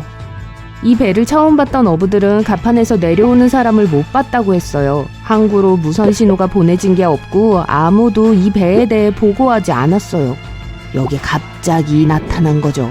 정보를 얻을 수 있는 유일한 기회는 선박의 번호와 이름을 보는 거예요. 샘 라투랑기 PB-1600이에요. 해양 경비대가 정보를 확인하고 모든 국가 선박의 데이터를 조사해요. 그런데 말도 안 돼요. 한 회사가 이 배를 2001년 인도네시아에서 만들었어요. 사람들은 이걸 아시아의 바다를 가로질러 무거운 짐을 나르기 위해 사용했어요. 배는 8년 동안 정상적으로 운항됐어요. 사람들은 지역 내 여러 지점으로 공산품을 배달하고 있었지만 뭔가 잘못됐어요. 2009년 샘 라투랑기호는 대만 해안 근처를 항해하고 있었어요. 그리고 그게 마지막이에요. 더 이상의 기록은 없어요. 어떤 항구에도 보고되지 않았어요. 모두들 배가 가라앉았을 거라고 생각했고 그래서 아무도 수년간 그걸 찾지 않았던 거예요. 그러다가 9년 후 여기 나타났어요. 미얀마 해안에 크고 녹슬어서. 선원들도 없고 연료도 없이요. 조사가 시작됩니다. 시 당국은 이 배에서 일하는 모든 선원들의 이름과 이 미스테리를 풀기 위한 단서를 찾기 위해 노력하고 있어요. 또 선주가 금방 나타나기를 바라고 있어요. 배에서 2개의 밧줄을 발견해요. 이건 다른 배가 샘 라투랑기호를 이곳으로 견인했다는 뜻이에요. 그러고 나서 승무원 13명의 신원을 확인하고 찾아냈어요. 이 사람들은 샘 라투랑기호를 수리하기 위해 방글라데시에 있는 공장에 가고 싶어 했다고 했어요. 다른 배가 이 배를 견인하는 걸 도왔지만 2개의 케이블이 끊어졌고 폭풍우가 몰아치기 시작했어요. 그런 날씨에 배에 머무르고 싶었던 사람은 없었기 때문에 승무원들은 그 배를 버려둔 거예요. 아무도 그 배가 지난 9년 동안 뭘 하고 있었는지 모르고 사람이 탑승하지 않은 채로 어떻게 그렇게 될 수 있었는지도 모릅니다. 그리고 여기 또 다른 훨씬 더 미스테리한 배 이야기가 있어요. 2020년 2월 16일 지역 주민들은 아일랜드 마을의 해안에서 떨어진 바위 해안에서 대형 화물선이 멈춰 있는 걸 발견했어요. 선체에 구멍이 나고 썩은 부분이 있어서 배는 녹슨 것처럼 보였어요. 사람들은 전날 낮에는 이 배를 보지 못했어요. 그러니까 그날 밤에 이곳에 나타났을 거예요. 사람들이 알타 화물선을 마지막으로 본 건 몇 달 전 아일랜드 해안에서 수천 킬로미터 떨어진 곳이었어요. 그날 알타호는 대서양에서 항해하고 있었어요. 또 다른 배인 MS 프로텍터가 이를 알아챘죠. MS 프로텍터 선원들이 선박에 연락을 시도했지만 아무런 응답이 없었어요. 배에 탄 사람들은 자신들이 빈 배를 마주하고 있다는 걸 깨달았죠. 그리고 5개월 후 알타호가 아일랜드 해안 근처에 나타났던 거예요. 이 이야기에는 답보다 질문이 더 많아요. 하지만 우린 뭔가를 알아낼 수 있었어요. 2015년 알타호는 여러 차례 레이더에 나타났다가 사라졌어요. 모든 배에는 내부 추적 시스템이 있어서 사람들은 위성을 이용해 항로를 추적할 수 있어요. 하지만 알타호 승무원들은 종종 이 시스템을 꺼두었어요. 아마도 어떤 불법적인 활동을 하고 있었을 거예요. 어쨌든 2017년에 그 배가 그리스 섬의 항구들 사이를 종종 항해했어요. 그러다가 추적 신호가 사라졌고 10개월이 지난 후에야 나타났어요. 북아프리카 앞바다에서요. 이 기간 동안 배는 깃발을 여러 번 바꿨어요. 2018년 9월 알타호는 버뮤다 남동쪽에서 IT로 향하고 있었어요. 그러다가 선원들은 문제에 직면하기 시작했어요. 우선 주 엔진이 대서양 한가운데서 고장났고 배가 표류하기 시작했어요. 며칠이 지났지만 승무원들은 그걸 수리할 수 없었어요. 음식과 물 공급이 부족해지기 시작했어요. 허리케인이 이곳으로 접근하고 있다는 걸 알았을 때 상황은 더욱 악화됐죠. 다행히도 그들은 미국 해안 경비대와 연락을 취할 수 있었어요. 10월 2일 헬리콥터가 알타호로 날아와 그들에게 보급품을 가져다 주었어요. 며칠 동안 먹을 충분한 음식이 있었죠. 그러고 나서 구조보트가 그 배로 항해했어요. 허리케인이 오기 전에 모든 선원들을 대피시켰고 그들을 푸에르토리코로 보냈어요. 알타호는 바다에서 홀로 표류해야 했죠. 잠시 후 다른 배가 알타호를 가이아나 해안으로 예인하기 위해 접근했어요. 하지만 그 순간 모든 게 다 틀려버렸어요. 누군가가 배를 훔쳐 추적 시스템을 무력화시키고 알 수 없는 방향으로 항해했어요. 거의 1년 후 MS 프로텍터는 대서양 바다에서 빈 알타호를 발견했어요. 그리고 9개월 후 선원이 없는 배가 아일랜드 해안으로 항해했어요. 어떻게 대서양을 건너 아일랜드 해안까지 올 수 있었을까요? 아직도 미스테리예요. 그냥 운이 좋았던 걸까요? 내내 아무도 이 배를 보지 못했어요. 배는 폭풍에서 살아남아 먼 거리를 아우르고 있었어요. 선장은 누구죠? 도둑들은 어떻게 됐을까요? 지금 그 배의 주인은 누구일까요? 어느 날 누군가가 마을 관리소에 전화를 걸어 자신들이 선박 소유자라고 소개했어요. 하지만 이 무명인은 어떠한 증거도 제시하지 않았어요. 배에서 몇 배럴의 기름을 발견했고 그걸 헬리콥터로 가져갔어요. 알타호는 녹슬고 있었어요. 금속의 부식은 환경을 손상시킬 수 있어요. 이 배는 상업적 가치는 없었지만 없애려면 수십억 원이 들었을 거예요. 어떻게 해야 할지에 대해 3가지 선택지가 있었어요. 배를 있는 곳에 놔두거나 바다로 예인해서 가라앉게 하거나 분해해 고철로 만드는 거예요. 하지만 자연은 나름대로의 계획을 갖고 있었어요. 폭풍과 강한 파도가 선체를 두 동강 냈습니다. 알타오는 약 2년 동안 대서양에서 선원 없이 표류하고 있었어요. 하지만 이건 38년 동안 여행했던 배에 비하면 아무것도 아니에요. 바로 SS 베이치모의 기록인데요. 어떤 무역회사가 소유한 상선이었어요. 1931년 배는 알래스카 해안의 얼음 위에 있었어요. 배의 움직임이 느려지고 두꺼운 얼음층이 배를 막아서고 강한 폭풍이 상황을 더 악화시켰어요. 눈보라가 너무 심해 승무원들은 눈앞에 흰 장막 외에는 아무것도 볼 수 없었어요. 더 이상 항해가 불가능했어요. 팀은 폭풍이 끝날 때까지 기다려야 했어요. 하루, 이틀, 사흘을 기다렸어요. 일주일이 지났지만 눈보라는 점점 더 강해지고 있었어요. 그러던 어느 날 폭풍이 약해졌어요. 승무원들은 두 팀으로 나뉘었어요. 첫 번째 팀은 가장 가까운 도시로 갔어요. 두 번째 그룹은 선장과 함께 배에 남았어요. 그들은 배 옆에 캠프를 차리고 다시 시작된 눈보라가 끝나기를 기다렸어요. 시야가 전혀 확보되지 않았죠. 그리고 마침내 어느 날 폭풍이 끝났어요. 좋아요. 그리고 이제? 잠깐만요. 그런데 배는 어디 있죠? SS 베이치모가 눈보라 치는 동안 사라졌어요. 선장은 배가 침몰했다고 확신하고 선원과 함께 떠났어요. 그리고 나서 일주일 후 배를 잃어버렸던 지역 근처에서 배가 표류하는 걸 봤죠. 선체가 너무 심하게 손상되어서 그 위를 타고 항해하는 건 안전하지 않았어요. 배를 수리하는 건 무의미하고 비용이 많이 들 것이기 때문에 선장은 배를 버리기로 결정했어요. 그는 배가 조만간 물속으로 가라앉을 거라고 확신했어요. 하지만 배는 그 후 며칠, 그 후 몇 달, 그리고 몇 년 동안 떠 있었어요. 사람들은 38년 동안 알래스카 해안을 따라 다양한 곳에서 배를 봤다고 보고했어요. SS 베이치모의 마지막 기록은 1969년으로 거슬러 올라가요. 배를 본 사람들은 배가 완전히 얼어서 거의 얼음과 합쳐져 있다고 주장했어요.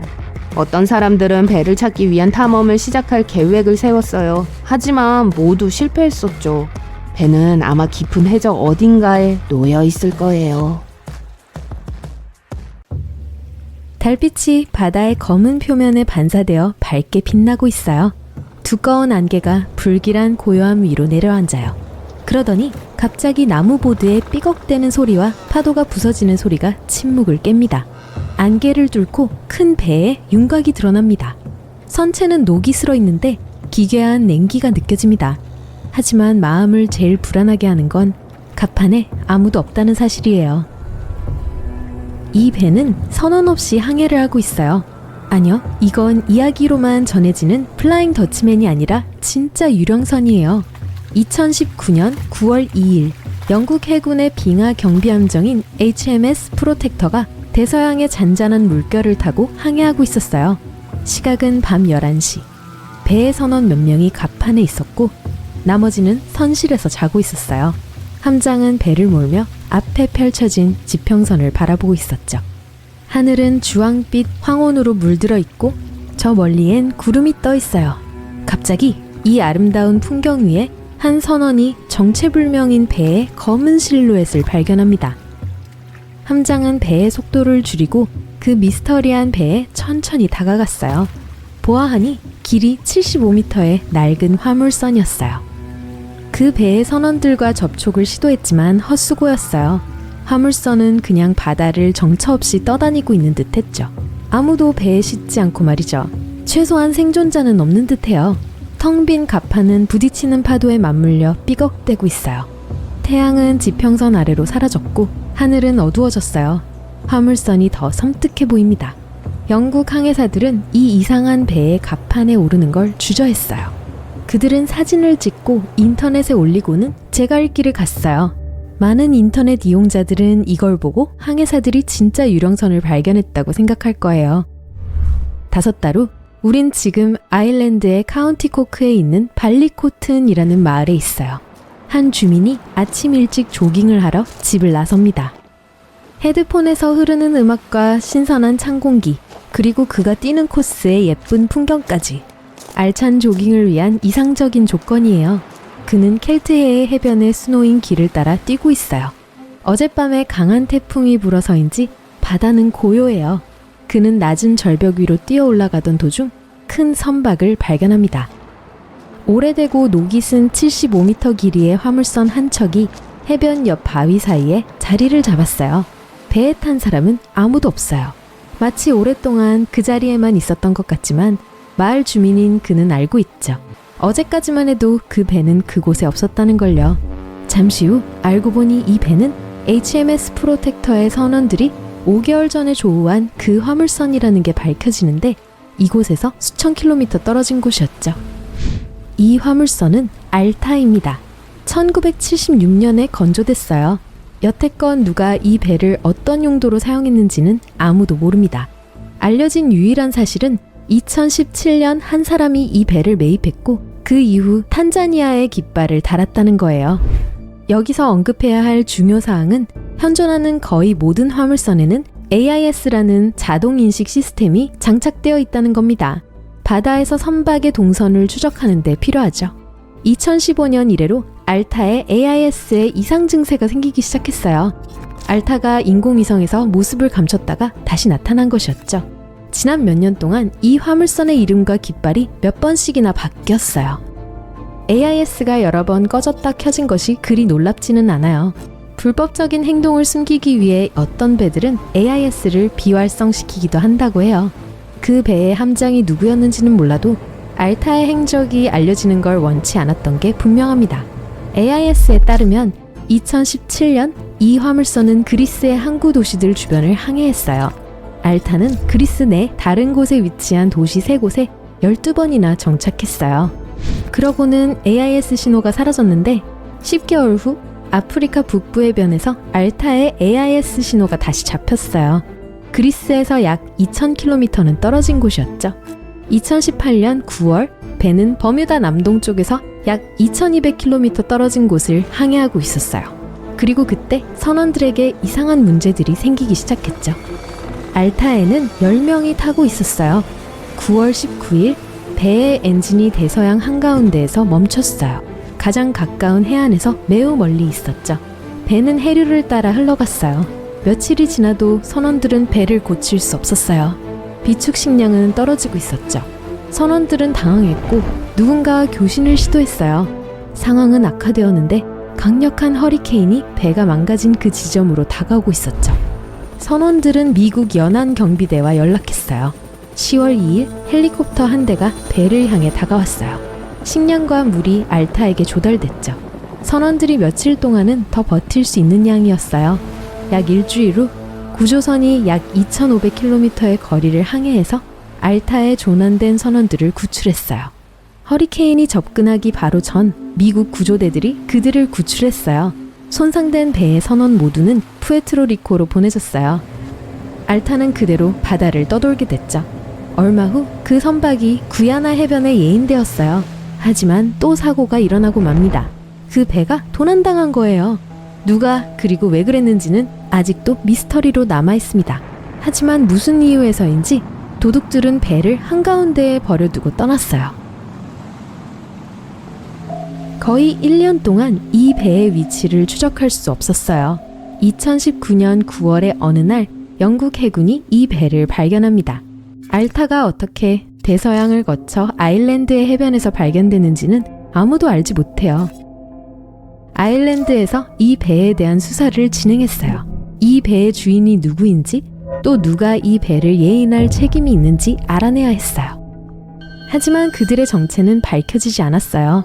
한 번은 신원불명의 한 사람이 아일랜드 당국에 연락해 배의 주인이라 밝혔지만 그에 대한 어떠한 증거도 되지 않았어요.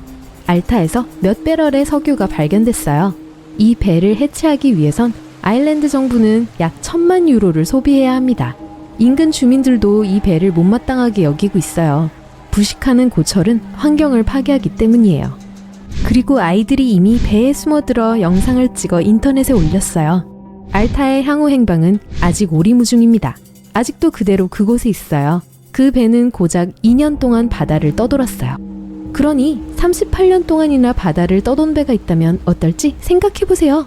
지금까지 그 누구도 이 배를 발견하지 못했지만 사람들은 아직도 찾고 있어요. 그 배는 바로 SS 베이치모입니다. 한 영국 무역회사가 소유한 상선이었어요. 1931년 배가 알래스카의 빙하에 끼었고 강력한 눈보라가 시작됐어요.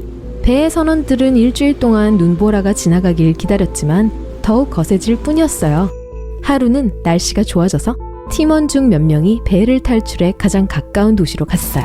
나머지 선원들은 선장과 함께 상선 근처에 캠프를 차렸어요. 눈보라가 다시 시작했고 오랫동안 이어졌어요. 그 폭풍은 너무도 강력한 나머지 선장은 팔을 뻗은 거리 밖으로는 아무것도 볼 수 없었죠. 눈보라가 지나가고 선장은 곧 배가 사라져버린 걸 보게 됩니다. 그는 베이치모가 폭풍에 떠밀려 바다에 가라앉았다고 생각했어요. 일주일 후 배가 사라진 해역 근처에서 표류하던 배를 발견했죠. 선체가 너무 훼손되어서 항해가 위험할 정도였어요. 선장은 배를 버리기로 결정했어요. 하지만 배는 가라앉지 않았어요. 그리고 38년 동안 알래스카 해역 이곳저곳을 떠다녔죠. 알래스카 주민들과 연구원들이 몇 번씩이나 배 위에 올랐어요. 하지만 그 배를 바다로부터 되살리려는 모든 노력은 실패로 끝나고 맙니다.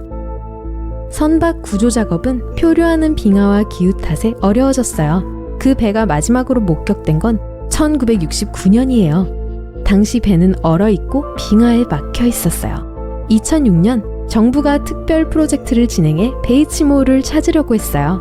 하지만 지금까지 그 배는 발견되지 않고 있어요. 베이치모의 운명은 그 누구도 알지 못해요. 아마도 추크치 해 바닥에 가라앉아 평화롭게 자신의 운명을 맞이했을 것 같아요. 멀리 탁 트인 바다, 더할 나위 없이 평온한 날, 수평선 위에 점 하나가 나타납니다. 가까워질수록 크기가 커지는데 곧 선박이라는 걸 알 수 있어요. 하지만 작은 망원경을 통해 보니 등골이 오싹해집니다. 배는 완벽한 상태에 있고 화물은 배에 실려 있지만 사람이라고는 전혀 없이 물살을 따라 거침없이 떠내려가고 있어요. 바로 1881년 엘렌 오스틴호의 선장이 목격한 광경인데 이는 선원들에게 많은 슬픔을 가져다 주었어요. 그로부터 1년 전 12월 64m 길이의 대형 선박인 엘렌 오스틴호는 뉴욕으로 가기 위해 리버풀 항을 떠났어요. 배는 신세계에서 더 나은 삶을 찾기를 바라는 많은 사람들을 싣고 있었죠.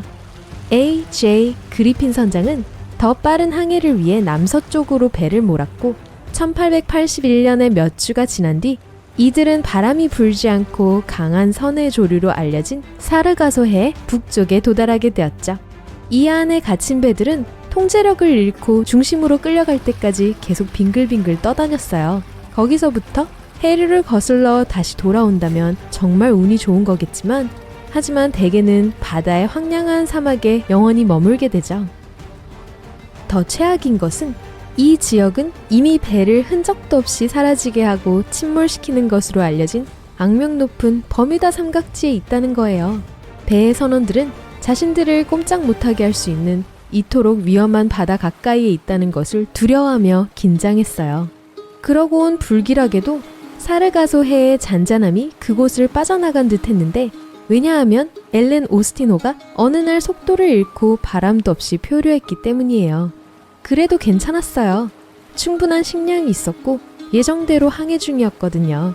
그리핀 선장은 배 안을 걸어다니며 침착하고 권위에 찬 목소리로 명령을 내리고 있었고 승무원과 승객 모두 그를 전적으로 믿고 있었죠. 하지만 그때 위에서 망보는 사람이 배가 보인다고 소리쳤어요. 그리고 정말 선장이 그가 가리키는 방향을 바라보았을 때 엘렌 오스틴호를 향해 천천히 시야에 들어오는 작은 스쿠너 한 척을 보게 되었죠. 좀 더 가까이 다가오자 이 수상한 배의 움직이는 형태가 이상하다는 것이 확실해졌어요. 선장은 인상을 쓰며 작은 망원경을 통해 배를 살펴보았어요. 스쿠너는 훼손되지 않았지만 이상하리만치 조용했어요. 아무도 배에 타고 있지 않았죠. 그 당시 버려진 배들은 그리 보기 드문 것이 아니었지만 해적 또한 드물지 않았어요. 그리핀 선장은 기다려보기로 했어요. 이틀 후 스쿠너는 언제나처럼 조용했고 선장은 마침내 접근해도 괜찮다고 생각했어요. 그는 작은 선원팀을 데리고 좌초된 배에 승선했어요. 정말 거기에는 아무도 없었지만 행운의 여신은 그리핀의 편인 것 같았어요. 귀중한 마호가니 목재로 된 화물이 그때까지 선창 내에 있었거든요.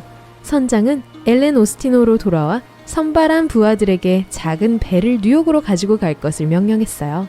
도착하면 부가 기다리고 있을 거라는 전망과 함께 승무원들의 기세가 올라갔죠. 다시 바람이 강하게 불자 엘렌 오스티노는 꼬리에 이름 없는 배를 끌며 항해를 계속했어요. 하지만 며칠 후 배들은 강력한 폭풍에 휘말려 흩어져 버렸어요. 바람, 비, 그리고 파도는 배들을 며칠 연속으로 배를 강타했어요. 마침내 날씨가 개자 그리핀 선장은 스쿠너를 찾으라고 명령했어요. 하루를 더 찾아다니면서 결국 항로를 벗어나 표류하고 있는 스쿠너를 발견했죠. 그리핀은 작은 배의 승선에 있는 부하들을 소리쳐 불렀지만 아무 대답도 없었죠. 선원 일행이 조사를 하러 갔다가 공포에 얼굴이 하얗게 질린 채 돌아왔어요. 전 나포선 회항원들이 폭풍에 실종된 것이었죠. 하지만 선장은 저런 값진 발견을 놓칠 사람이 아니었고 다른 팀에게 스쿠너를 장악하라고 명령했어요. 마지못해 선원들은 복종했고 두 배는 항해를 계속했어요. 그들은 가능한 한 서로 가까이 있기로 했고 밤에는 정해진 간격으로 종을 울려 서로 무사하다는 것을 알리기로 했어요. 매 시간마다 안심의 벨소리가 울리면서 며칠 밤이 잘 지나갔어요. 하지만 어느 날 짙은 안개의 장막이 바다 위를 덮었고 시야가 거의 완전히 차단되었어요. 배는 개의치 않고 계속 나아가며 예상보다 일찍 벨소리를 울렸어요. 밤이 되었고 안개는 여전히 있었지만 벨소리는 삶의 끈이었죠. 멈추게 되었을 때까지 말이죠. 그리핀 선장은 배를 한 번 그리고 두 번 울렸어요. 아무 대답이 없었어요. 선원들은 불을 밝히고 열심히 바다를 내다보았지만 여전히 안개는 거치지 않았고 선박 너머로 소용돌이 치는 심연에 아무것도 볼 수 없었죠. 그날 밤 아무도 잠을 잘 수 없었는데 그들은 새벽이 밝을 때까지 침묵 속에서 기다렸어요. 첫 햇살이 내리쬐자 안개는 서서히 흩어졌고 승무원 전원은 비통한 심정으로 갑판 가장자리로 갔어요. 그들에게는 아직 희망이 있었어요. 안개의 마지막 가닥이 사라지면서 넓고 고요하고 무엇보다 중요한 텅 빈 바다가 드러나기 전까지는 말이죠. 이름 없는 스쿠너선은 자취를 감췄고 엘렌 오스티노의 두 번째 선원팀도 그렇게 사라지고 말았어요. 배는 엄숙한 침묵 속에서 뉴욕으로 가는 남은 길을 항해했어요. 일단 항구에 도착하자 승객들은 배를 떠날 수 있어서 너무 기뻤는데 작별 인사하려고 고개를 돌리는 사람도 없었어요. 이것이 엘렌 오스티노로서의 마지막 항해였어요. 같은 해 배는 독일의 한 선박 회사에 매각되어 메타호라는 새로운 이름이 붙여졌어요. 아무도 그 버려진 스쿠너나 그 함께 실종된 선원들을 찾지 못했어요. 그리고 이게 이 신비로운 미해결 스토리의 전말일 겁니다. 여기에 조금의 진실이라도 있다면 말이죠. 사실 이야기 속의 수수께끼 같은 일은 실제로 일어나지 않았어요. 엘렌 오스티노는 실제로 리버풀을 떠나 남서쪽에 있는 뉴욕으로 향했고 사람들을 미 대륙으로 데려간 선장은 진짜로 AJ 그리핀이었어요. 하지만 여기서부터 이야기는 파생돼요. 우선 배는 사르가소 해를 아주 가까이 지나쳐가기엔 너무 먼 북쪽으로 항해했어요. 그렇게 광범위하게 우회할 이유가 전혀 없었죠. 비록 서풍이 강했지만 남향으로 가는 것보다 정면으로 가는 게 여전히 더 빨랐죠. 그러니 엘렌 오스티노는 아마 사르가소 해와 버뮤다 삼각지 근처에는 가지도 않았을 거예요. 두 번째로 버뮤다 삼각지 자체는 시간이 지나면서 허구의 이야기에 지나지 않는다는 게 증명되었죠. 사실 이곳은 20세기 중반에 인기를 얻었는데 그 전에는 누구도 버뮤다의 삼각형을 그릴 생각조차 하지 않았어요. 이 미스터리는 공상과학소설 작가들에 의해 대중화되었고 흔한 미신이 되었지만 이곳이 세계 바다의 다른 지역보다 더 위험하다는 걸 증명하는 진지한 연구는 없었죠. 그러니 그 당시 엘렌 오스티노의 승무원들은 버뮤다 삼각지를 두려워하기는커녕 알지도 못했어요. 세 번째로 이야기는 세부적인 요소들이 자꾸 바뀌며 잡지와 미스터리를 애호가들에 의해 계속 전해졌죠. 이것은 1906년 한 신문에 처음 실렸는데 이미 날짜도 잘못 기재했어요. 기사에는 항해가 1881년이 아니라 1891년에 시작되었다고 나왔죠. 나중에 이 이야기는 1935년 라디오에서 선장 이름이 그리핀이 아닌 베이커라는 잘못된 이름으로 다시 떠올랐어요. 날짜도 맞지 않았는데 1881년 8월에 항해가 시작되었다고 했지만 그때 이미 엘렌 오스티노는 메타오로 개명되어 있었죠. 이 이야기는 잊지도 않았던 런던에서 뉴펀들랜드로 갔다는 등의 다른 이상한 세부 사항들이 덧붙여지면서 발전했어요. 그러나 최종 폭로는 모든 무역과 이민 선박 항로를 보관하는 해양보험 시장인 런던 로이드의 기록 보관소에서 나왔어요. 그곳의 서류에 따르면 1881년 2월 엘렌 오스티노는 뉴욕으로 가는 대서양 횡단 항해를 무사히 마쳤다고 해요. AJ 그리핀 선장은 모든 선원들이 건강하게 배에서 내렸고 여행 중 인명피해가 없었다고 신고했어요. 항해는 2달이 넘게 걸렸는데 왜냐하면 영국 쪽으로 다시 배를 밀어내는 강한 서풍과 맞서 싸워야 했기 때문이었죠. 선원들은 도중에 이상한 걸 조우한 적이 없다고 보고했고 항해는 그만큼 단조롭고 지루했죠. 심지어 승객들도 마침내 미국 땅을 밟았을 때 미소를 지었을 거예요. 자신들이 말도 안 되는 거짓된 이야기의 등장인물들이 된 줄도 모른 채 말이죠. 때는 1854년, 당시 가장 빠른 여객선이었던 SS 아티코는 대서양 횡단을 시작했습니다. 자욱한 안개 속을 항해하면서 미지의 세계로 천천히 사라졌습니다. 미국의 선박회사인 콜린스 선박은 1818년에 시작되었고 1835년에 이르러서야 본격적으로 대서양 횡단 무역에 동참했어요. 콜린스사의 증기선은 단 열흘 만에 리버풀에서 뉴욕까지 대서양을 횡단했습니다. 오늘날 기준으로는 빠르지 않은 것 같지만 당시의 다른 선박들은 같은 항해를 하는데 몇 주가 걸렸어요. 나무로 된 가벼운 선체와 강력한 증기기관이 동력을 공급하던 그 증기선들은 당시 많은 유명인들이 선호하는 교통수단이었습니다. 그런 첨단 기술의 선박에서는 무언가 잘못될 일이 없을 거라고 생각했죠. 마치 모든 사람들이 침몰 불가능하다고 믿었던 바로 그 선박처럼요. 어쨌든 다시 콜린스 선박으로 돌아갈게요. 회사는 대서양 횡단 노선의 강력한 경쟁자로 성장했고 유일한 경쟁자는 큐나드 선박뿐이었습니다. 큐나드 선박은 북극 항로를 주력으로 하는 영국 회사였어요. 1835년 콜린스 선박은 리버풀로 여행하는 새로운 배를 출항했고 그 당시에 가장 큰 규모의 화물을 싣고 뉴욕으로 돌아왔습니다. 그때부터 콜린스사는 꾸준히 성장하고 있었어요. 미래에는 성공만이 있을 것 같았죠. 불행하게도 그들의 호화로운 배는 사용되는 석탄의 양 때문에 운행하는 데 비용이 많이 들었습니다. 약한 나무 선체와 함께 거대한 힘은 항해 후에 매번 많은 수리가 필요하다는 걸 의미했어요. 그래서 여행은 매번 많은 비용이 들었습니다. 하지만 그들의 선박은 안전하고 평판이 좋았기 때문에 사람들은 기꺼이 가격을 지불했고 회사가 위기에 처하진 않았어요. 그들은 이전에 아무도 해내지 못했던 것을 성취했습니다. 아까 말했듯이 단지 열흘 만에 대서양을 건넜죠. 그리고 회사의 주인인 에드워드 콜린스는 그 속도를 유지하기로 했습니다.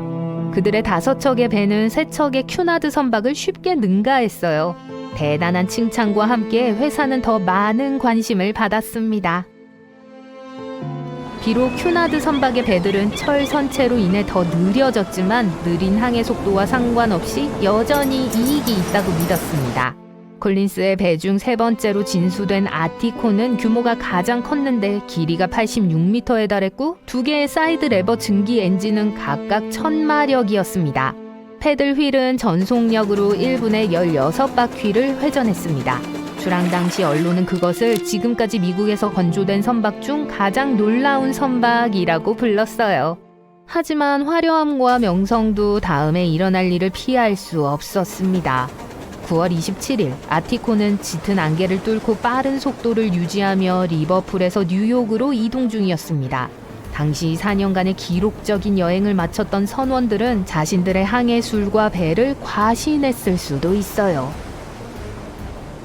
뉴펀들랜드에서 겨우 80km 떨어진 곳에서 그들은 모스코드 장비만 갖춘 채 무선 연락, 음파 탐지기와 같은 어떠한 식별 장치도 없이 안개 속을 부주의하게 항해했습니다. 어선으로 운영하던 작은 배 SS 베스타오는 종종 뉴펀들랜드 주변에서 작업을 했습니다. 아티코와 같은 경로를 지나다가 아티코 옆에 충돌했습니다. 충돌에 놀란 아티코 선장은 훨씬 더 작은 배였던 베스타에게 도움을 주었어요. 그러나 곧 아티코의 경미해 보였던 피해가 훨씬 심각했다는 것이 밝혀졌습니다. 수면 아래에서 구멍을 통해 선체로 물이 들어오고 있었죠. 훨씬 더 빠른 나무 선체는 이제 별 가치가 없는 것처럼 보였어요. 그들은 구멍을 막으려고 육지로 향했습니다. 하지만 잘 되지 않았고 바닷물이 계속 쏟아져 들어와 높이 차올라서 배가 아래로 가라앉기 시작했어요. 그리고 마지막으로 엔진룸이 물로 가득 차자 보일러가 꺼졌고 한때 전설이었던 아티코의 동력을 앗아갔습니다. 배가 천천히 움직이다가 완전히 멈췄어요. 배는 계속 가라앉았고 배를 포기하라는 명령이 내려졌습니다. 그 당시에 해양법은 아티코가 오직 6척의 구명정을 싣도록 했는데 그건 오직 180명의 사람들만 구할 수 있었어요. 승무원들과 일부 승객들은 구명정에 올라탔고 대부분의 좌석을 차지했습니다. 상황은 꽤 거칠었고 사람들은 여자와 아이들을 먼저 탑승하도록 하는 매너를 잊었죠. 아티코가 가라앉는 데는 4시간이 걸렸습니다. 150명의 승무원과 250명의 승객이 탑승하고 있었어요. 구명정을 찾지 못한 사람들은 배의 일부를 이용해서 뗏목을 직접 만들려고 필사적으로 시도했습니다. 이틀 후 오직 3척의 구명정만이 해안에 안전하게 도착했고 나머지 3척은 전혀 발견되지 않았습니다.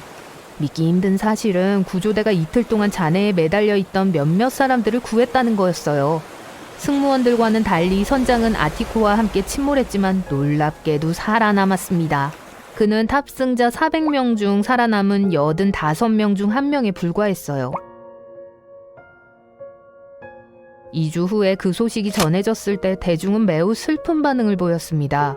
곧 허술한 안전조치와 승무원들에게 큰 분노가 이어졌죠. 언론은 더 많은 구명정을 설치하도록 법을 바꾸라고 요구했습니다. 배에 탄 모든 사람들을 위한 충분한 수가 있어야 합리적이었어요. 하지만 그런 요청은 무시됐어요. 이러한 방치는 미래에 더 많은 재난을 초래하게 됩니다. 충분한 구명정이 해상법으로 제정된 것은 약 60년이 더 지난 후 타이타닉호의 참사가 일어난 후였습니다. 에드워드 콜린스의 아내와 2 아이도 배에 타고 있었고 돌아오지 못했습니다. 그는 절망했지만 사업을 멈추지 않았어요. 콜린스 선박은 여전히 대서양에서 가장 크고 빠르고 가장 호화로운 선박이라는 명성을 지켜야 했습니다.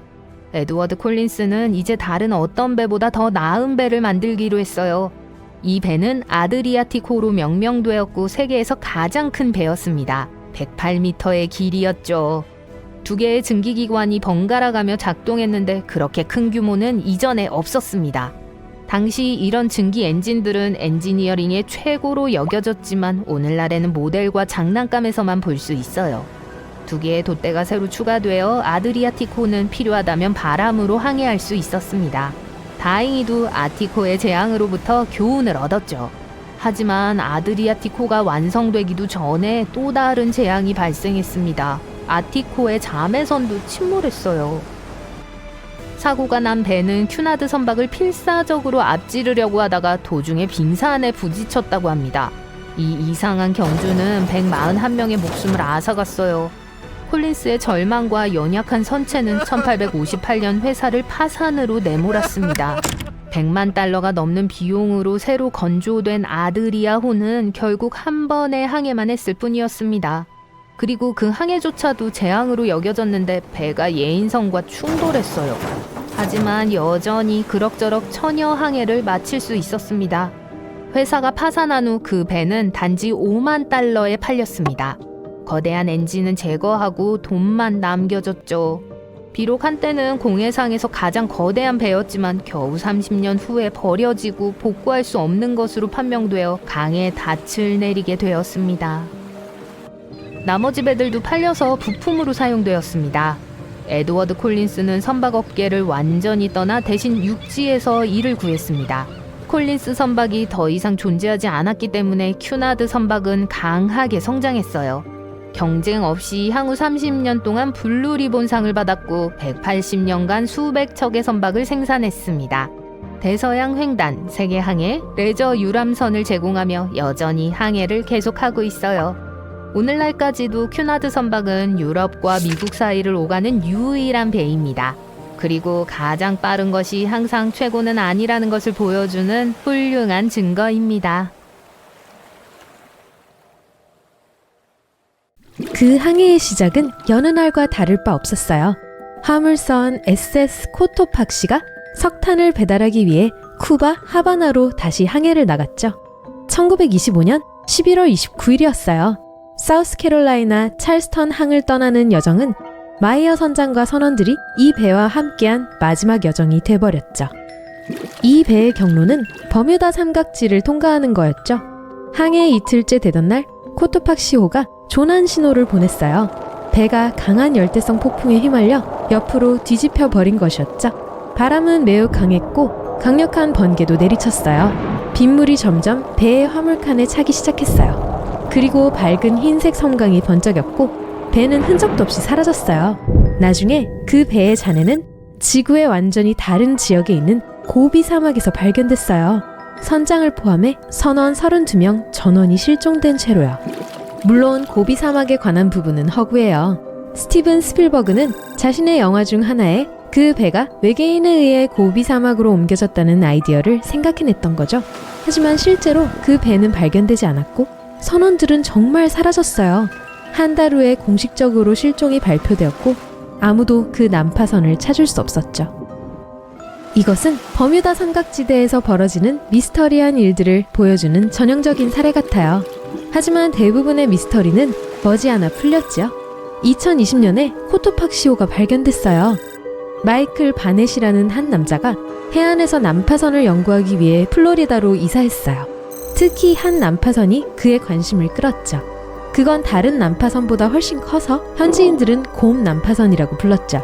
난파선은 플로리다 북쪽의 세인트 어거스틴에서 약 65km 떨어진 곳에 위치했어요. 하지만 아무도 이 녹슨 선체의 정체를 파악하지 못했어요. 그래서 마이클은 수사 업무를 시작했죠. 그는 난파선의 크기를 측정하고 자신이 찾을 수 있는 모든 정보를 조사하기 시작했어요. 수백 개의 오래된 신문을 조사하고 보험 기록을 훑어보고 난파선에서 발견된 유물들을 살펴봤죠. 수백 시간에 걸친 치밀한 조사 후에 마이클은 그 난파선이 코토팍시호라는 걸 확신했어요. 하지만 몇 년 전 같은 배가 쿠바 해안에서 발견되었다는 소문이 있었어요. 해경은 1925년에 실종된 것과 비슷한 크기의 난파된 화물선을 발견했어요. 마이클은 그들이 틀렸다고 확신했고 그래서 몇몇 과학 기자들과 팀을 이루어 계속 조사했죠. 곧 마이클의 믿음을 확인시켜주는 듯한 것을 발견했어요. 잠수부들은 배의 잔해 속에서 SV라는 글자가 새겨진 노세 밸브를 발견했어요. 마이클은 이 이니셜이 스콧 밸브 제조회사를 의미한다고 했죠. 이 회사의 본사는 코토팍시호가 건조됐던 곳에서 그리 멀지 않은 미시간에 있었죠. 그 회사는 아마도 코토팍시호의 부품을 공급했을 거예요. 그래서 퍼즐이 풀린 것 같았죠. 곰 난파선은 정말 사라진 화물선이었어요. 하지만 마이클은 여전히 왜 배가 가라앉았는지 알아내야 했어요. 버뮤다 삼각지대에서 코토팍시호에게 미스터리한 일이 정말 일어났던 걸까요? 나중에 마이클은 몇몇 오래된 서류들 중에서 그 배의 목수의 증언을 발견했어요. 목수는 배 위에 석탄을 덮은 해치가 침몰하기 전 끔찍한 상태였다고 했죠. 승무원들이 쿠바로 출항하라는 명령을 받기 전까지도 커버 수리 작업이 끝나지 않았던 거죠. 따라서 만약 항해 중에도 해치 커버가 여전히 고장난 상태였다면 물이 쉽게 배에 들이찰 수 있었을 거예요. 이 물이 아마도 열대성 폭풍우가 치는 동안 화물칸에 넘쳤던 거겠죠. 이게 코토팍시호가 침몰한 진짜 이유예요. 신비한 건 하나도 없었어요. 그냥 평범한 사람들이 저지른 실수였던 거예요. 하지만 이건 버뮤다 삼각지대에서 일어난 선박과 비행기가 실종된 수십, 심지어 수백 개의 사건 중 하나일 뿐이죠. 아직도 이 사건들 중 일부는 설명이 불가합니다. 이곳에서 정말 이상한 일이 벌어지고 있는 것 같아요. 이 이상한 사건들 중 하나는 1948년에 일어났어요.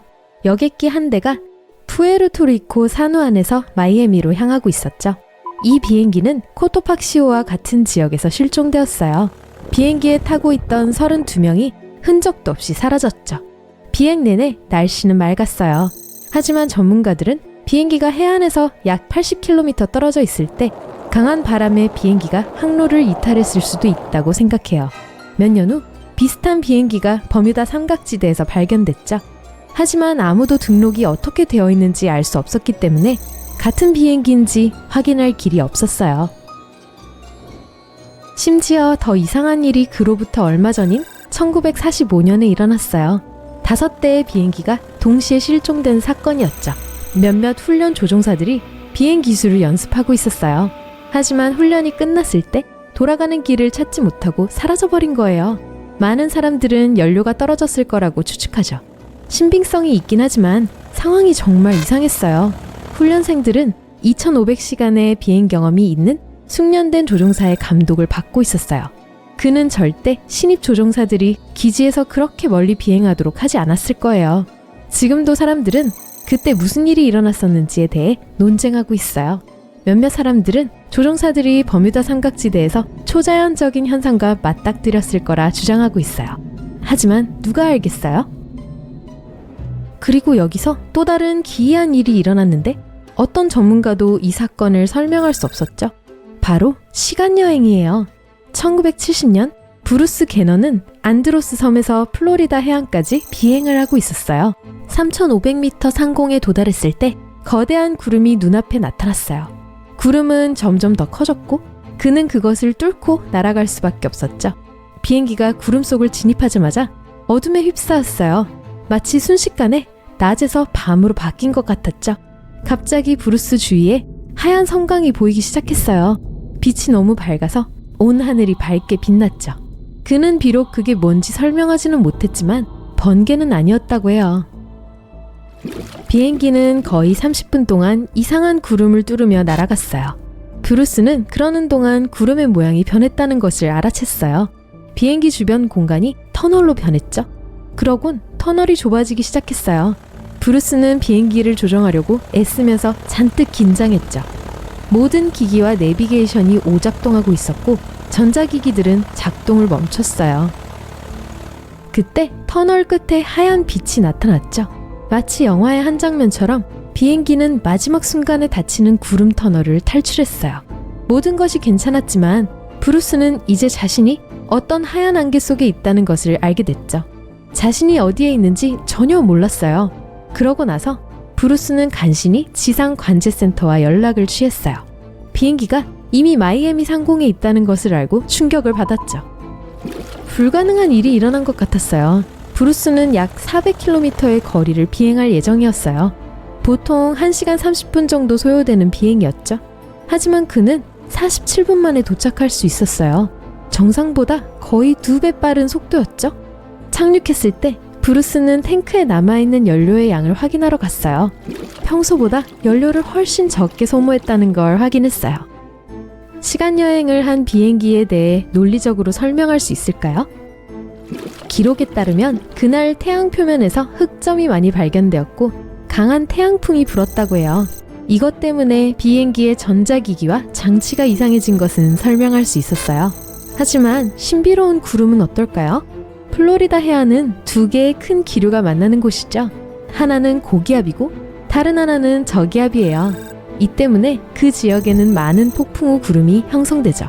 하지만 사람들은 브루스가 어떻게 그렇게 빨리 그 거리를 비행할 수 있었는지에 대해 여전히 논쟁하고 있어요.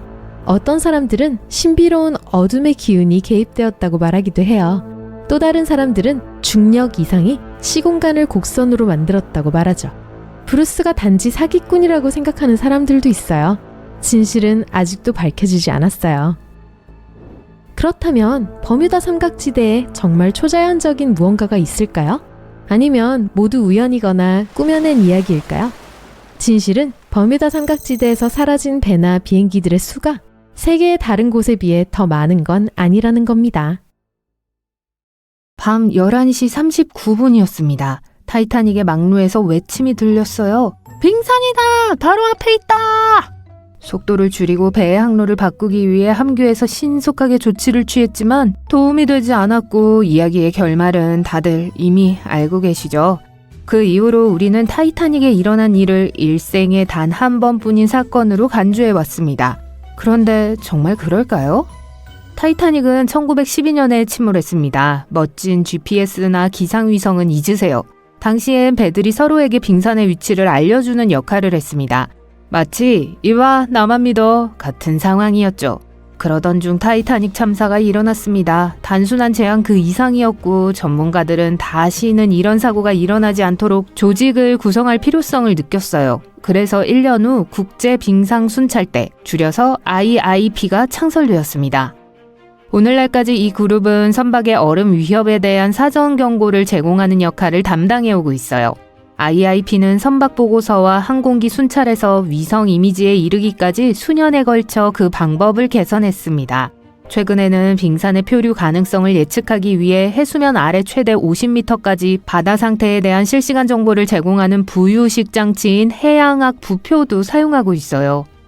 다행히도 IIP는 선박과 빙산의 충돌을 줄이는 데 탁월한 역할을 하고 있습니다. 하지만 아무리 첨단 탐지 장비라도 불행한 상황을 완전히 피할 수 없으니 너무 안심해서는 안 돼요. 1980년부터 2015년까지 선박과 빙산이 충돌한 사고는 57건이나 됩니다. 그리고 냉혹한 진실은 오늘날의 선박이 타이타닉보다 빙산에 부딪힐 가능성이 더 높다는 거예요. 연구에 따르면 1912년 타이타닉이 침몰한 해역에는 1382개의 빙산이 있었다고 해요. 많은 양이라고 생각할 수도 있지만 과학자들은 그다지 큰 문제가 아니라고 말합니다. 물론 높은 편이긴 하지만 그 이후 14년 동안 더 많은 빙산 활동이 있었기 때문이죠. 요즘에는 그린랜드 빙하의 녹는 속도가 빨라지면서 빙산의 수가 증가하고 있습니다. 그리고 더 많은 선박이 극지방 해역으로 향하고 있기 때문에 선박이 빙산에 부딪힐 가능성도 더 높아졌어요. 하지만 선장에게 진짜 위험은 그로울러와 버지비트라고 불리는 보이지 않는 적이에요. 그로울러는 일반 문만한 크기의 작은 빙산입니다. 그리고 버지비트도 스쿨버스 크기 정도로 작은 것으로 간주돼요. 이러한 빙산은 무해해 보일 수 있지만 실제로는 레이더나 인공위성에 완전히 보이지 않을 수 있기 때문에 까다롭습니다. 타이타닉만큼 큰 현대식 유람선이 이 작은 빙산 중 하나에 부딪히면 어떤 일이 일어나는지 살펴보세요. 여기 승객 2,400명과 승무원 900여 명을 수용할 수 있는 타이타닉호와 같은 호화 크루즈선 노르웨이안 선이 있습니다. 지난 6월 22일 이 유람선은 알래스카의 허버드 빙하로 향하던 중 짙은 안개 한가운데에 들어섰어요. 갑자기 배가 심하게 흔들리자 승객들은 충격을 느끼고 겁에 질렸습니다. 안개가 곧바로 걷히자 승객들은 무슨 일이 일어났는지 깨달았어요.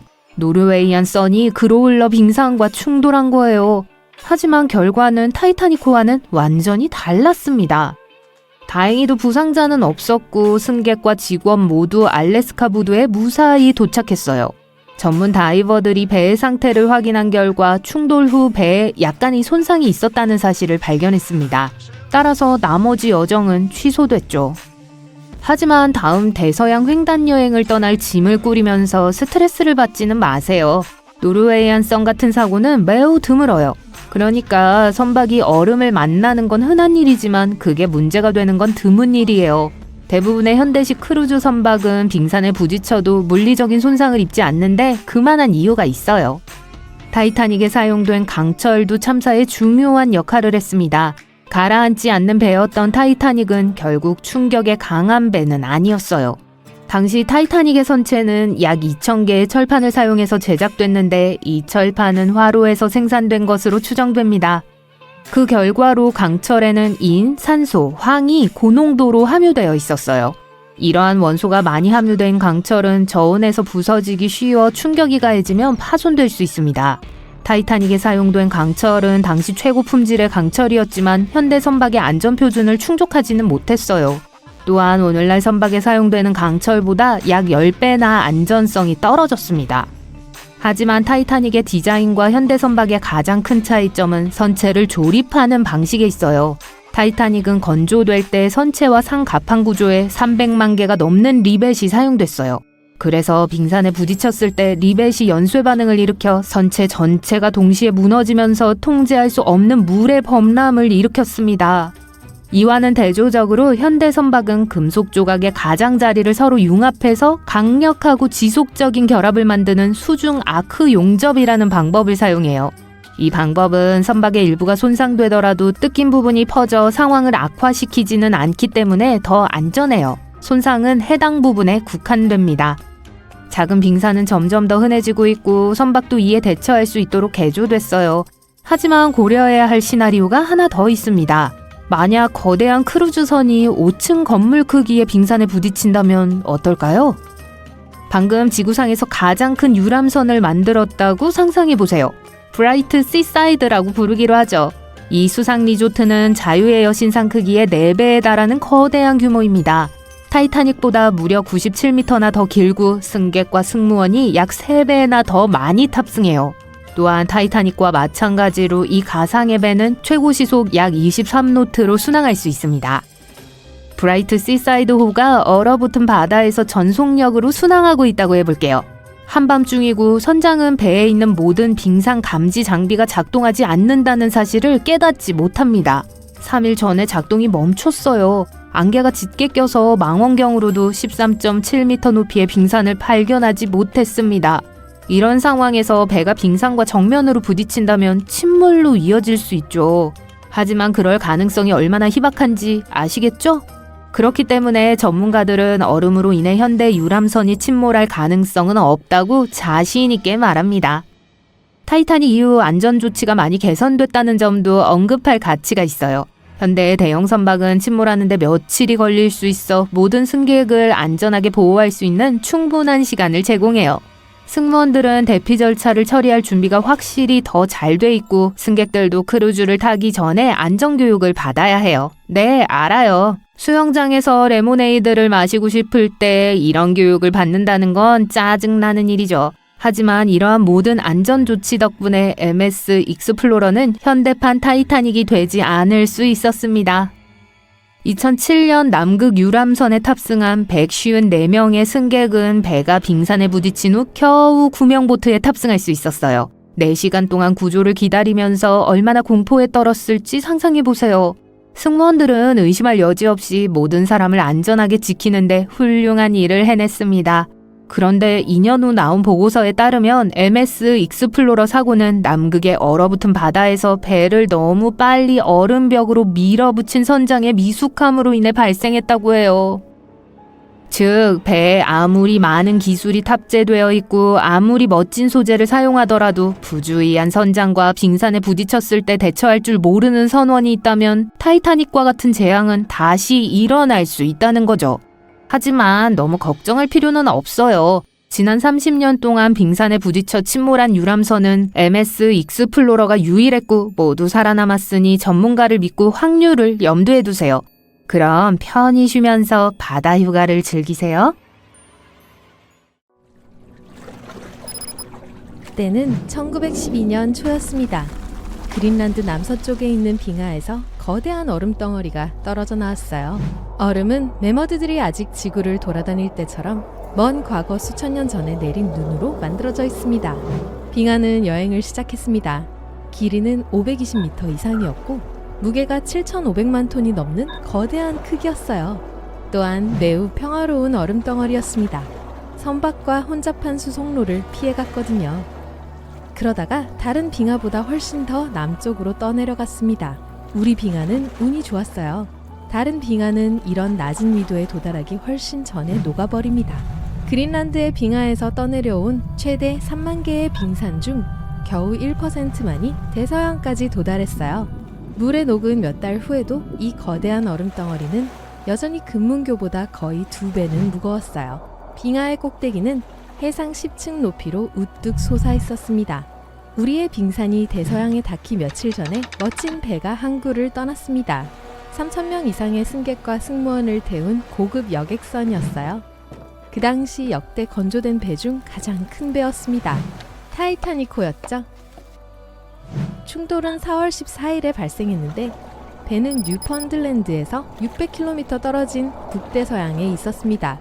항로를 돌리지 못한 배는 최소 5개의 선체구역이 파괴되었습니다. 놀라운 속도로 배에 물이 차기 시작했어요. 물이 차기 시작한 구역은 위쪽이 막혀 있지 않았어요. 그래서 물이 넘쳐서 계속해서 다음 구역으로 침수가 이어졌어요.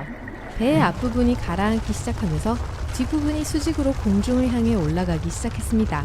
그러다가 귀청이 터질 듯한 굉음과 함께 여객선이 두동강 나버렸어요. 그 다음은 우리가 알고 있는 대로입니다. 하지만 그 후 빙하는 어떻게 됐을까요? 4월 15일 독일 해양 여객선 SS 프린츠 아달버트는 북대서양을 항해하고 있었습니다. 타이타닉호가 몇 시간 전에 침몰한 곳에서 몇 킬로미터 떨어진 곳을 여행하고 있었습니다. 아직 그 재난에 대해 알지 못한 독일 선박의 수석 승무원이 빙하를 목격했어요. 그의 관심을 끈 것은 빙하의 아랫부분에 나있던 거대한 붉은 페인트 자국이었습니다. 깜짝 놀란 그는 자신이 본 것을 사진에 담았습니다. 그는 그 페인트 자국이 지난 12시간 안에 배가 빙산에 부딪혔다는 것을 의미한다고 생각했어요. 그 다음으로 빙하를 목격하고 또 한 장의 사진을 찍은 사람은 심해 통신 케이블을 깔고 있는 선박의 선장이었습니다. 그 배는 타이타닉호를 돕기 위해 침몰 지역으로 보내졌어요. 선장은 나중에 자신이 그때 본 그 빙하가 그 지역에서 유일한 빙하였다고 주장했습니다. 게다가 빨간 페인트 자국까지 고려하면 결론을 도출하는 건 어렵지 않았죠. 2015년에는 이 사진 중 하나가 경매에서 약 3,500만 원에 팔렸습니다. 그럼에도 불구하고 전문가들은 이 사진이 정말로 그 악명 높은 얼음 덩어리인지는 확신하지 못하고 있습니다. 그 당시에 그저 근처에 떠 있었던 빙하였을지도 몰라요. 가라앉지 않는다던 위대한 배는 북대서양 바닥으로 침몰했고 오늘날까지 그곳에 남아 있습니다. 그러나 빙하는 여행을 계속했고 몇몇 목격자들을 당황하게 하고 서서히 주변 물속으로 녹아들었습니다. 그 해가 다 가기 전에 완전히 사라졌을 거예요. 현재 타이타닉호가 얼마나 남아있을까 궁금해 본 적이 있나요? 자, 뉴스를 들었다면 여러분은 세계에서 가장 유명한 배가 침몰한 지 100년이 넘었다는 걸 아마 알고 있을 거예요. 1900년대 초반 세계 최대 여객선이었던 RMS 타이타닉호는 항구를 떠난 지 불과 며칠 만에 첫 항해 도중 침몰했습니다. 1912년 4월 14일 배는 빙산에 부딪혔고 그 당시 여객선에 타고 있던 2200여 명 중에 1500명 이상의 승객이 사망했어요. 놀랍게도 타이타닉호는 건설되는 데 3년이 걸렸지만 침몰하는 데는 3시간밖에 걸리지 않았어요. 만약 오늘날 그 배를 만든다면 2,100억 원 이상이 들었을 거예요. 타이타닉은 새벽 2시 20분에 대서양 표면에서 마지막으로 목격되었습니다. 그리고 수십 년 동안 사람들이 그 모습을 보지 못했어요. 1985년이 되었어야 그 배의 행방은 해양학자 로버트 발라드에 의해 발견되었습니다. 그래서 타이타닉호의 일부를 다시 볼 수 있게 됐어요. 발라드의 탐험에서 발견한 첫 번째 사실 중 하나는 실제로 두동강이 났다는 거였어요. 타이타닉호가 현재 놓여있는 해저 부분에 대한 초기 탐사에서는 선체와 배의 갑판만 볼 수 있었습니다. 발라드에 따르면 이런 임무의 주된 목적은 유적이 훼손되는 것을 어떻게 막을 수 있을까를 알아내는 거예요. 또 다른 목적은 해저에 흩어져 있는 엄청난 양의 개인 물품을 회수하는 것이었습니다. 탐험가는 나중에 말하기를 바닥속 풍경이 감동적이었던 것만큼 충격적이었다고 했어요. 난파선 주변의 잔해 속에서 해양학자는 수많은 작은 물건들과 개인 소지품들을 발견했고 그중 많은 것을 다시 수면으로 가져왔습니다. 신발들이 있었어요. 어떤 신발은 더 고급이었어요. 승무원들의 옷가지도 있었어요. 거대한 프로펠러도요. 표면에서는 빛이 나고 반짝였겠지만 해저에서는 모래가 묻혀 있었습니다. 발라드는 주방용품이 흩어져 있던 지역의 길이가 1km가 넘었다고 말했어요. 상업용 주방을 가득 채울 만큼 충분한 접시, 냄비, 팬이 있었어요. 사상 처음으로 3D 애니메이션 영상의 흥미로운 이미지를 드러냅니다. 시뮬레이션은 타이타닉이 1912년 처음 출항했을 때부터 오늘날 폐허의 상태에 이르기까지의 과정을 보여줍니다. 하지만 시뮬레이션은 역사상 처음으로 난파선의 중심부로 여행하는 것을 꿈꿨던 심해 탐험가 제임스 카메론에게 충분하지 않았어요. 네, 타이타닉의 유명한 영화 감독인 바로 그 제임스 카메론이요. 그는 타이타닉호의 잔해를 방문하기 위해 33번이나 다이빙을 했어요. 여기 흥미로운 사실이 있어요. 이 감독의 진정한 열정은 항상 바다였다고 합니다. 어렸을 때부터 그는 바다를 공부하고 싶어 했어요. 감독은 그의 직업일 뿐이었다고 할 수 있죠. 타이타닉을 감독할 기회가 찾아왔을 때 그는 직접 가서 배의 잔해를 확인할 수 있었기 때문에 승낙했다고 해요. 다시 난파선으로 돌아가 보죠. 제임스 카메론에 따르면 연구원들이 배의 외부에만 접근하는 것은 충분하지 않았다고 합니다. 그들은 내부로 들어가서 한때 세계에서 가장 큰 여객선에 호화로운 실내에 남아있는 것을 분석하고 사진을 찍을 필요가 있었어요. 카메론은 카메라가 장착된 혁신적인 로봇 차량을 조정했습니다. 그것은 배가 가라앉은 이후로 아무도 본 적이 없는 타이타닉의 내부 공간을 보여주는 데 도움이 됐어요. 예를 들어 터키식 목욕탕은 여전히 타일벽이 거의 전부 남아있었어요. 이 목욕탕은 1등석 승객만을 위한 것이었습니다. 수영장과 3등석 식당 바로 옆에 위치해 있었고 무어 스타일로 디자인되었어요. 그곳에서 쉬던 사람들은 난방 담요를 얻을 수 있었고 웨이터들에게 필요한 건 뭐든지 가져다 달라고 요청할 수 있었어요. 침몰 이전의 사진들도 놀라웠지만 지금은 또 다른 종류의 놀라움을 선사합니다. 눈에 보이는 모든 것이 수면 아래 숨겨져 있다는 사실 때문이에요. 또 다른 충격적인 발견은 배의 돛대였어요. 타이타닉호가 침몰하기 전에 멋진 모습을 보면 돛대가 사람들의 많은 관심을 불러일으킵니다. 거대한 선박의 뱃머리에 위치한 돛대는 무선 전신 시스템인 마르코니 시스템을 위한 전송 케이블을 고정하고 있었어요. 타이타닉호가 개항한 영국 상선 깃발이 있던 곳이기도 했죠.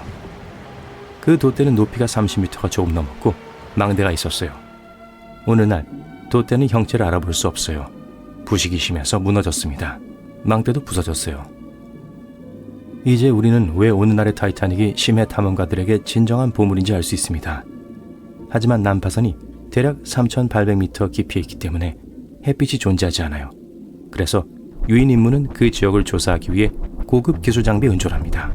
왜 타이타닉이 70년 넘게 사람들의 눈에 띄지 않았다고 생각하세요? 왜냐하면 그 당시엔 사람들이 깊은 바닷속까지 내려간 건 물론 선명한 사진을 찍어올 수 있을 만큼 기술이 발달하지 않았기 때문이에요. 영화 제작자들은 이 기술을 더욱 발전시켜 수중 촬영을 시도했어요. 카메라를 안에 넣을 상자를 만드는 것부터 시작했죠. 이제 심해 사진은 매우 발달했고 수중 생물의 놀라움을 느끼게 해줍니다.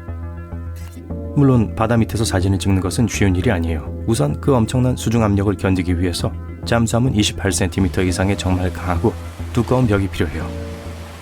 게다가 탐험가들은 주변에 빛이 거의 없을 때 어떻게 사진을 찍어야 하는지 이해할 필요가 있습니다. 타이타닉호의 기록을 더욱 어렵게 만든 또 한 가지가 있었어요. 과학자들에 의해 재발견되었을 때 배의 잔해는 좋은 사진을 찍기 훨씬 더 어렵게 만든 빨간색의 녹슨 박테리아로 덮여 있었습니다. 공교롭게도 빨간색은 물속에서 잘 반사되지 않아서 사진작가들에게 불행한 일이었어요. 이런 이유로 잔해를 둘러보기 위해 내려가는 유인 탐사선에는 강력한 조명장치가 장착되어 있어요. 멀리서 배의 일부분을 보면 마치 타이타닉호의 잔해 전체에서 젓갈색 왁스가 떨어지는 것처럼 보입니다. 하지만 실제로 이 고드름 모양의 구조는 미생물 집단이에요. 배가 가라앉았을 때 이전에 해저에 존재하지 않았던 엄청난 양의 박테리아를 가지고 내려왔어요. 하지만 이제 박테리아는 해저의 극한 조건 하에서 잔해를 부식시키는 끔찍한 조합으로 변했어요. 이 붉은 미생물 집단은 철과 강철을 먹고 사는데 타이타닉호에 남아있는 건 철과 강철뿐이에요. 그 미생물 중 하나는 할로모나스 타이타니카라고 불리는 박테리아입니다. 하루에 100kg의 철을 먹어치울 수 있어요. 타이타닉은 그들에게 거대한 식량원이죠. 연구원들이 이 기괴한 녹을 발견한 후 배의 잔해의 수명에 대해 많은 추측이 있었습니다. 하지만 카메론과 그의 연구팀에 따르면 타이타닉은 조만간 붕괴되지 않을 것이라고 해요. 가장 최근의 한 탐험에서 유인 탐사선이 하나의 특별한 객실을 찾기 위해 자금을 지원받았습니다. 매우 중요한 승객인 벤자민 구겐하임의 객실이었어요. 네, 구겐하임 박물관이요. 구겐하임은 광산 거물의 아들이자 타이타닉호의 대서양 횡단 여행에 탑승한 엘리트 그룹의 일원이었어요. 필라델피아에서 태어난 구겐하임은 미국으로 귀국하고 있었어요. 하지만 우리 모두가 알다시피 그는 최종 목적지에 도착하지 못했습니다. 1912년 당시 400에서 800파운드의 가격, 오늘날 약 1억 원이 넘는 가격에 스테이트룸이라는 객실을 예약할 수 있었어요. 타이타닉호의 스테이트룸은 가장 호화로운 종류의 1등실이었습니다. B 또는 C 가판에 위치했고 자코비안, 조지아, 이탈리아 르네상스 등 11가지 이상의 다른 양식으로 장식되었어요. 방은 마호가니, 떡갈나무 등과 같은 이국적이고 희귀한 종류의 나무로 만들어진 조각 패널과 모자이크로 가득 차 있었어요. 구겐하임은 이 호화로운 방 중 하나에 묵었어요. 그리고 100년이 지난 후 그의 후손 중 한 명이 그 남자가 머물렀던 정확한 객실의 위치를 알아내기 위해 전체 탐사에 자금을 지원했습니다. 이 탐험은 내셔널 지오그래픽을 위한 다큐멘터리가 됐어요. 그리고 그들은 구겐하임의 방이 어디인지 알아냈죠. 대단하죠.